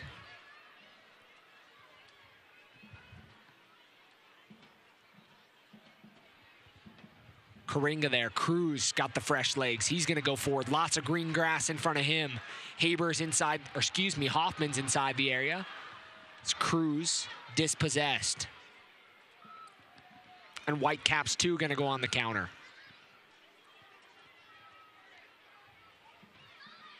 Out wide to the touchline.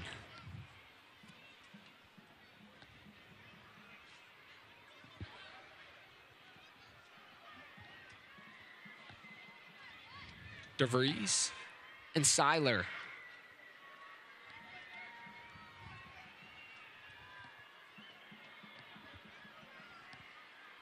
Chung. Whitecaps 2 maintaining possession here in the last little bit. Kind of a back and forth affair so far in this second half. The game really opened up when Vancouver got their goal early on in this second half. Both teams looking to maintain possession, find that good through ball, that cross, the difference maker in this game. Again, Phillips gets forward so well. Phillips inside the box. Salcedo to Hoffman. Shot off the woodwork. Asking for a handball, and I think he absolutely has a case. Not sure the center back knew too much about it. DeVries, excuse me, didn't know a whole lot about it as that side volley from Chandler Hoffman ricochets what looked to be off an arm and onto the crossbar, denying Chandler Hoffman his 17th of the year. A good look there from the Monarchs. Phillips. He'll play it out wide to Cruz. Cruz is going to be unable to get there. 94th minute now in San Antonio, still knotted up at 1.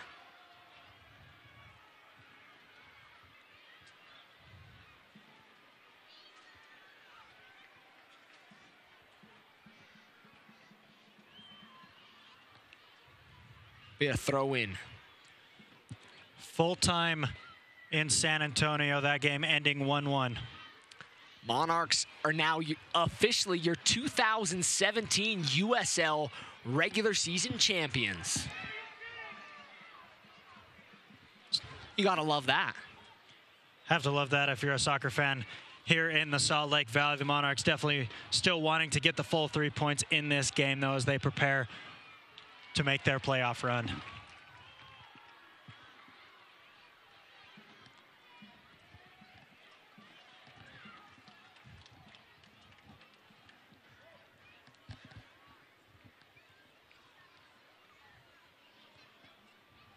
I don't even know if anybody in this stadium even knows this is happening. Trying to pass the word down to the bench. Looks like they're going to pass along the information. USL Regular Season Champions. Our wonderful videographer, Tyler Gibbons, letting the assistant coaches know of the scores elsewhere, but nonetheless, like I said, still want to come out with the full 3 points here at home against Vancouver if you're the Real Monarchs, and if you're Vancouver, looking to spoil the party here. Still something to play for if you're Vancouver. Absolutely. Monarchs won the first game of this matchup, trying to avoid the season sweep. And look, if you're a player on this Vancouver team who is not eligible for the playoffs, you're playing for spots on next year's roster. And there's a lot of big picture. Ball's inside the area. Putna there. Big picture items here for a team like Vancouver, and we'll even fast forward to next week in Vancouver, I think, or excuse me, with Los Angeles Galaxy 2 Los Dos coming in to Rio Tinto next week. I think there's a lot that can take shape for teams that aren't in playoff contention this year, and so far I've been incredibly impressed with this Vancouver Whitecaps team.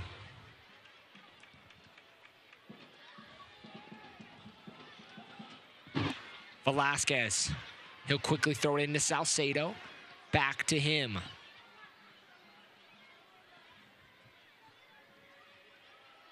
Salcedo to Velasquez. Looking for Salcedo inside the box. He'll go down. Bustos and Velasquez. There'll be a foul called.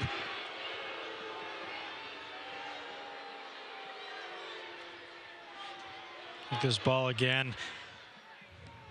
I'd have to agree, not really a penalty kick. Velasquez coming in with frustration. Committing the foul there as Verhoeven comes in for Sainer. Sainer, I thought he deserved a goal early on in the first half. Thought he played a fantastic game up top for head coach Fagan.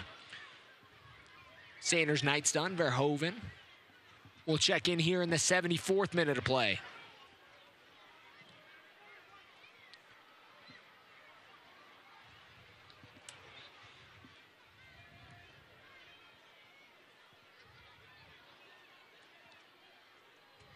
Velasquez. Phillips gets beat but recovers. The foul will be called.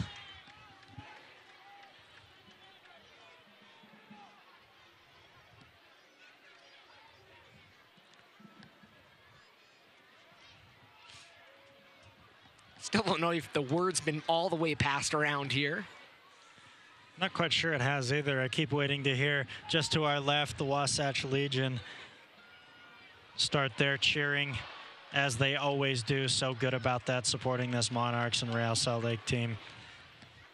Been fantastic all year. Have to give a shout out to them.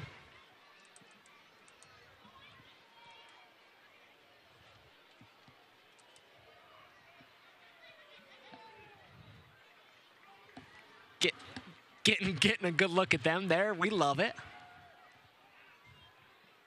Trophies, drums. They were in a wrestling belt. Doesn't get any better than that. They were in Reno last week. Had some nice shots of them with a Renope sign. Kind of taunting. My personal favorite sign that they have made all year, the people's eyebrow. Mr. Mark Briggs, the people's brow.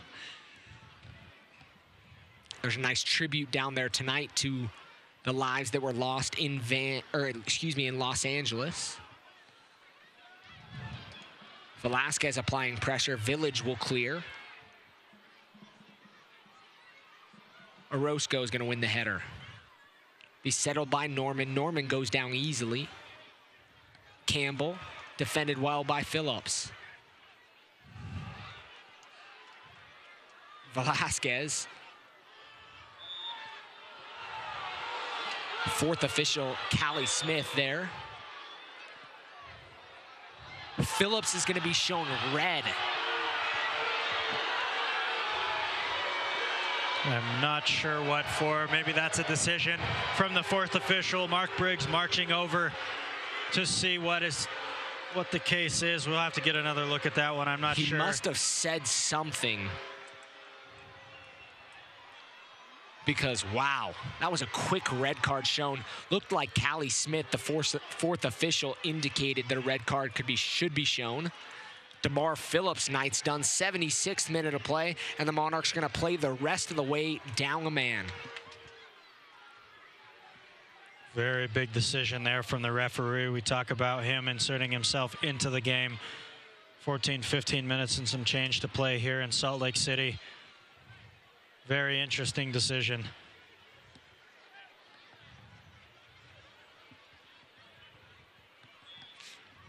Briggs putting out instructions, trying to make sure his players can adjust. Looks like Cruz is going to sit in a little bit.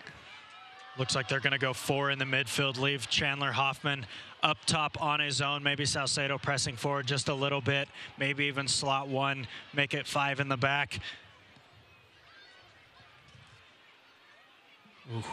Just receiving word now that DeMar Phillips received the red card for spitting on David Norman, something we couldn't see up here in the booth. Thank you to our technical crew all around the stadium tonight. And I mistakenly earlier said Los Angeles instead of Las Vegas, the concert venue. But a nice tifo over there. 1-1, but the Monarchs are down a man here for the final 10 and change. Still kind of wild. Not something that you can see, and I can tell you those happen. That's one of the kind of disgusting parts of soccer and some of those things that have been known to happen. I mean, for example, when I was in college, had that happen. Nation's 3rd leading scorer my freshman year spit in my face. Because you were frustrating him playing center back, but I think it just comes from competitiveness. I think it, because you were smiling. That's exactly what it was. Tackle starting to fly in all over the place here. Norman's going to see a yellow card. Him and Velasquez have been going at it all night. Excellent battle through the midfield between those two all night. Velasquez getting that goal early on. Norman trying to frustrate through the rest of that first half and into the second half. I think Norman's had a great game. Few shots on goal. He's tested Monarchs goalkeeper Andrew Putna. Matthew Baldismo is going to come in to the match, replacing Michael Baldismo.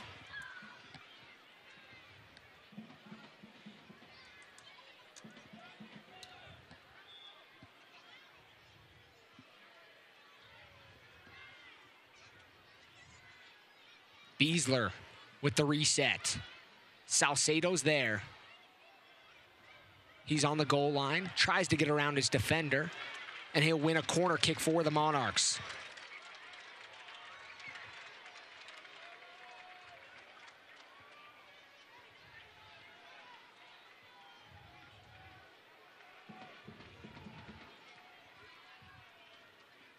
Monarchs will take their time.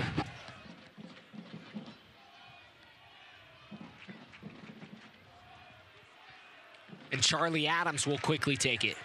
To Velasquez, looking inside the box. It'll be cleared. Cruz there. Cruz is going to take a hit. Village spills it just a touch, but able to recollect. Bit of an ambitious effort there from Danny Cruz. That ball always going to be tough to put on frame to beat a goalkeeper from that distance.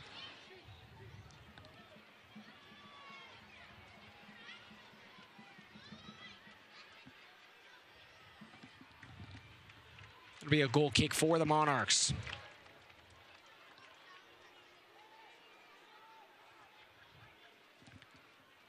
You know, I mentioned this.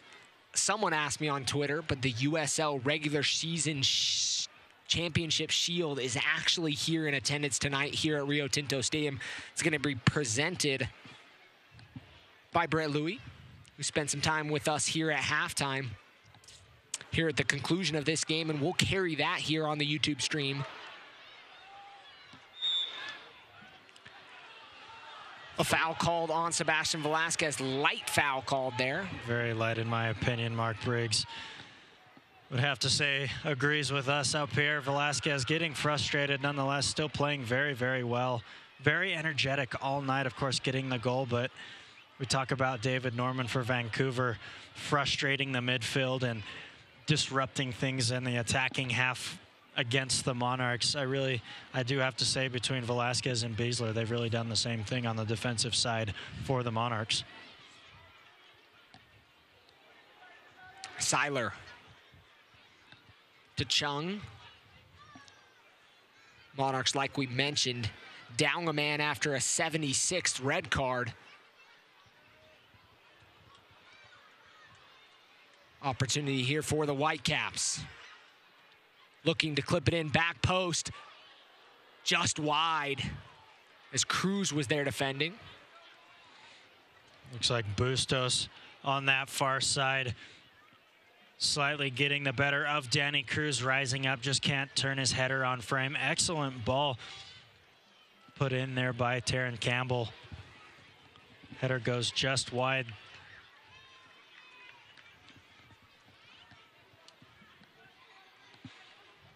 It'll be a goal kick here in the 83rd minute of play.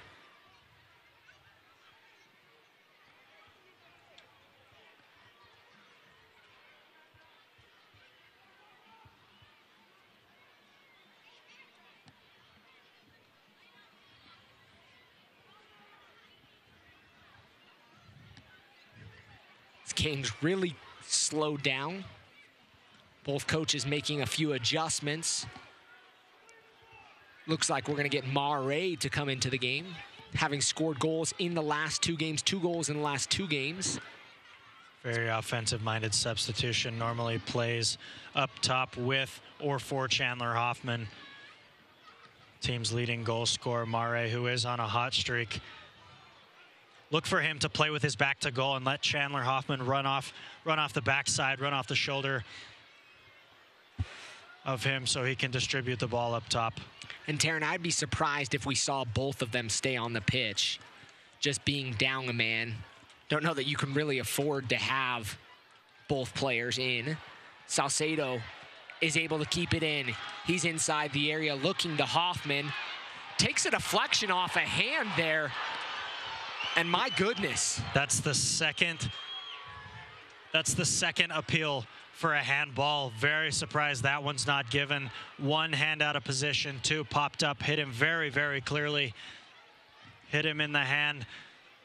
Appeals from all around the stadium for a handball. Inside the box there, referee deciding not to make the call. Good opportunity here for the Whitecaps too. Cruz there defending. Hoffman. Offside flags up.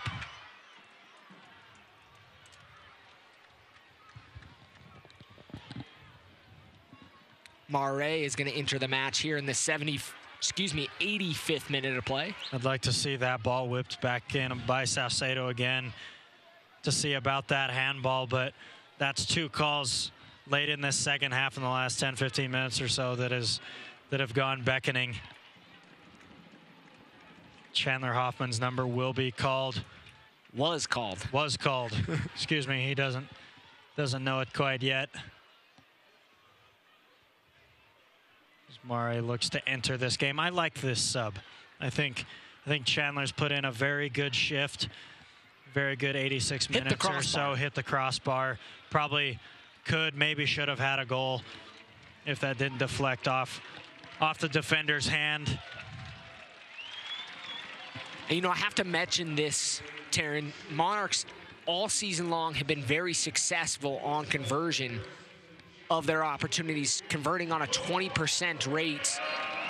On the opposite side, Whitecaps to 11%. So you're kind of seeing the difference. Monarchs have been very effective, lead the league in opportunities that have been converted. And they're getting the work done defensively as well.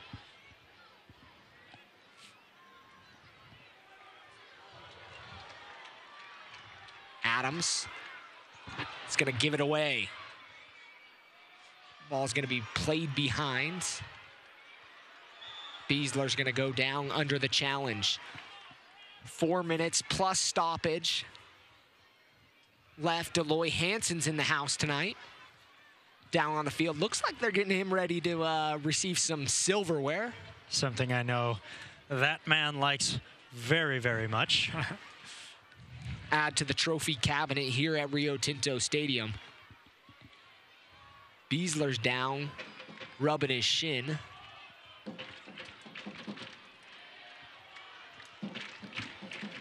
He'll get up.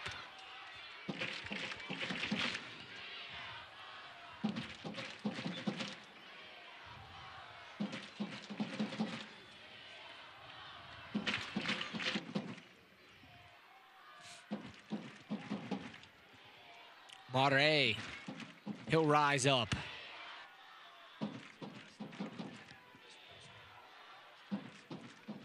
Norman.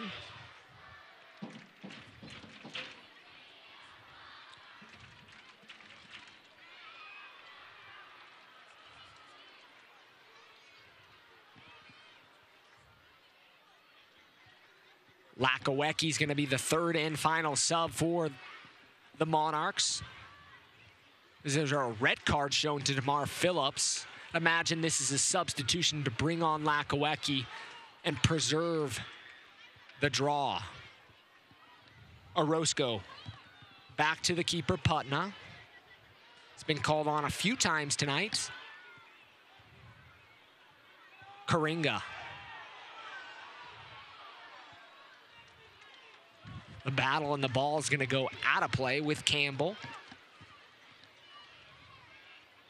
That substitution now as the clock ticks down.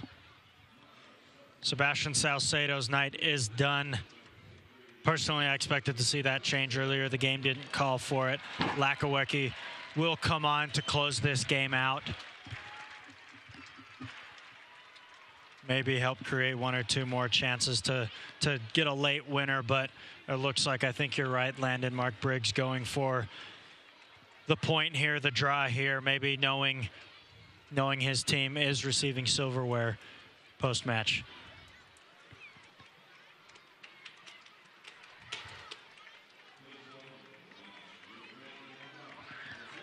Result, if the result stands here as such, the 1-1, Monarchs will end their bid to tie the Red Bulls. 4 points in the USL.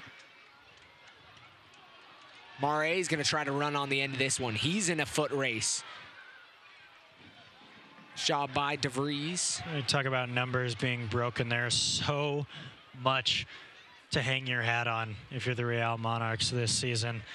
And the season's still going. Of course, you want the records, you want the numbers, goals scored, points, wins, you name it. Of course, everybody wants that, but they've had a fantastic season here in 2017. And one more game left here at Rio Tinto Stadium next week, October 14th against Los Dos. Another good opportunity to shore up some points ahead of the playoff run beginning the following week.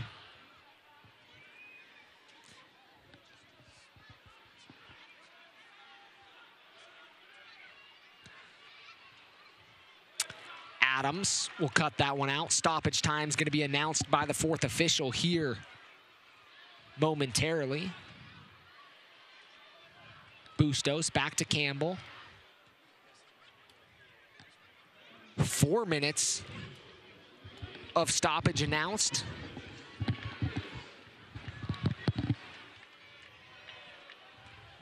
Campbell making the overlapping run on Bustos. Whitecaps 2 trying to find the game winner. Norman, he'll take a crack. That goes just wide of Putna's net. Not sure Andrew Putna was too convinced that ball wasn't going to find his back post. Diving just to be certain, but again, excellent strike there by David Norman, that left foot. That's the second or third time in this match we've seen him put his left foot through that ball. Putna. So we're a minute into stoppage time. Reno now up 1-0 on Orange County at halftime. Portland also up 1-0 on Los Dos, who the Monarchs will play next week here at home to conclude the regular season.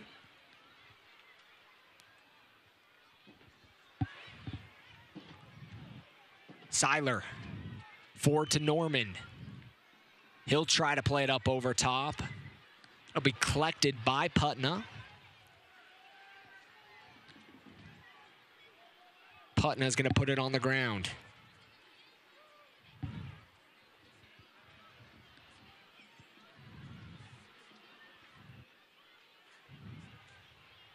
Beasler. Back to the keeper.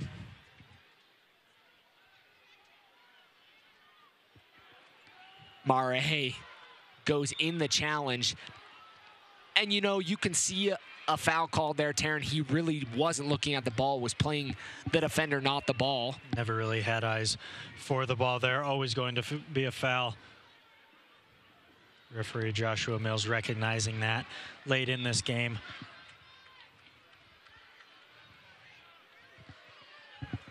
2.5 minutes of stoppage now played. So we're getting closer and closer. Fans getting a little bit anxious.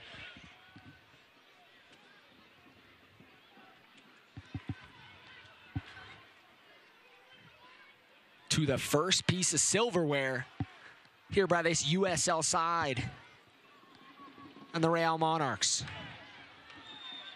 Mare is going to be fouled just outside the area, and an opportunity for the Monarchs here late. Very big opportunity coming late, just outside of the area.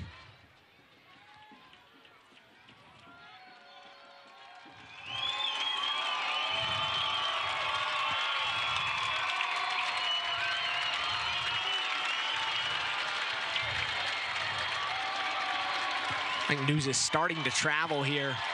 Crowd getting on their feet for this free kick.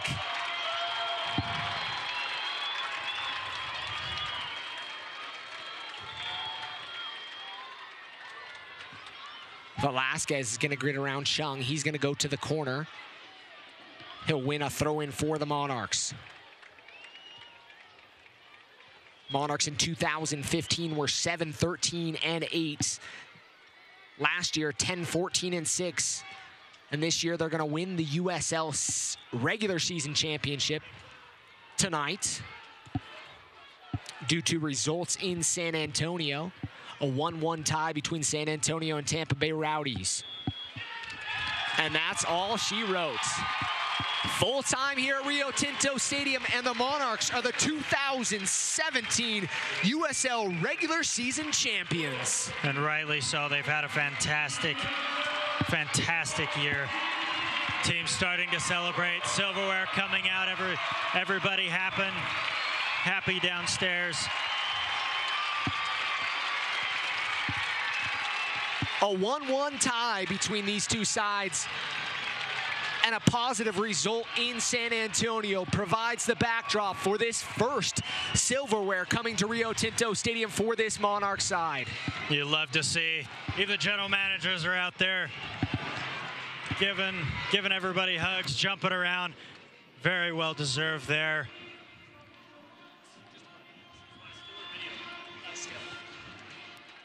Exciting stuff as the players are celebrating down here. Celebrations ensue. The crowd of about 8,000 having an opportunity to enjoy this moment. Some of the supporters from the Wasatch Legion down on the field getting an opportunity to be down there and unveil a banner of the 2017 USL Regular Season Champions. Not sure who's dancing quite as much, either the players or the kids down in the stands, once they realize some shiny silverware being handed out. Monarchs all year. We have to talk about it. We have to continue to talk about it. Very well deserved. Right now, 11-1-3 at home. Doing so well all year long, getting the results needed. A little bit of help elsewhere, of course, but they're not going to care. Things are going to go your way. Sometimes things aren't going to go your way, and this time, the Real Monarchs doing just enough to skate by, earning a draw. A little bit of help elsewhere. And there you have it. Rich Fagan's side will move to 5-17-9 on the season, 24 points. So they salvaged the draw here at Rio Tinto Stadium on an own goal in the 48th minute of play. First goal of the night was scored by Sebastian Velasquez in the 17th minute of play to give the Monarchs the lead early on. Monarchs going to move to 19-5-7 on the season, 64 points, and an opportunity to go to 67 points, with their final game of the season being here at home against Los Dos next Friday night at 7 p.m. We're going to look at a few of the Wasatch Legion, the supporter group for the Monarchs down there. Deloy Hansen and crew down on the field. Tamor. Have to love Tamor. I think Tamor's been looking very much forward to this. Surprised, actually, he didn't quite join in the knee slide. That wonderful looking suit of his. Landon, let's talk about the Vancouver Whitecaps here for a second. They came in and executed a game plan, and that was incredibly obvious. I know we talked about it early on in the game. They looked to weather the storm and play hero, if you will. They didn't get the full 3 points, but they did come in here and prove a point. But look, I thought they were great really all game long. They gave some chances away. They applied pressure. They conceded pressure at times, but they came out at the start of the second half and did so well to go out and get that goal.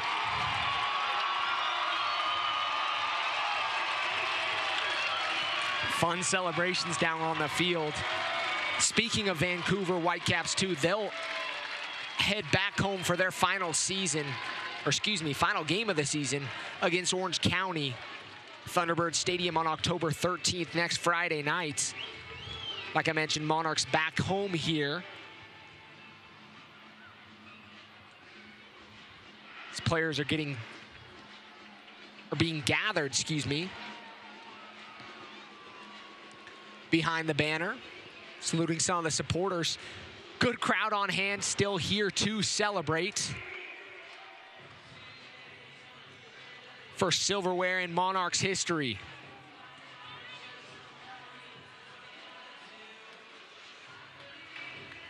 For Real Salt Lake fans out there, FC Dallas ties things up. That game ends level. Level at 1-1, a lot of 1-1 games going in the club's favor this week, doing so well. If you're a fan of this organization. That's a big one. Dallas dropping more points. Real Salt Lake with a big opportunity against the Colorado Rapids at Colorado on October 15th. Side down now, celebrating the 2017 USL regular season. The Real Monarchs are your 2017 champions. They will open their playoff push on October 20th. Time and opponent to be determined. Championship shield. We'll turn that over to the house audio and an opportunity to hear the PA announcer present or have the trophy presented, the shield to Deloy Hansen.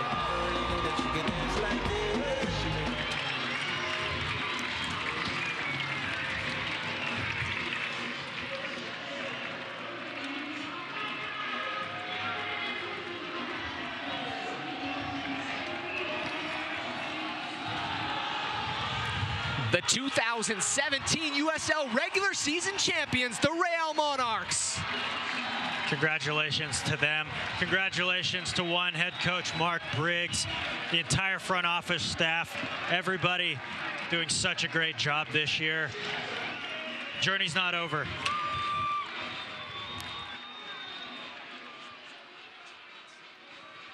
Team getting a chance to celebrate with the trophy. Taryn, talk about what this means for the organization in the whole perspective. This is a side that had a mission early on in the season. They were a side that really didn't do much in their first two seasons.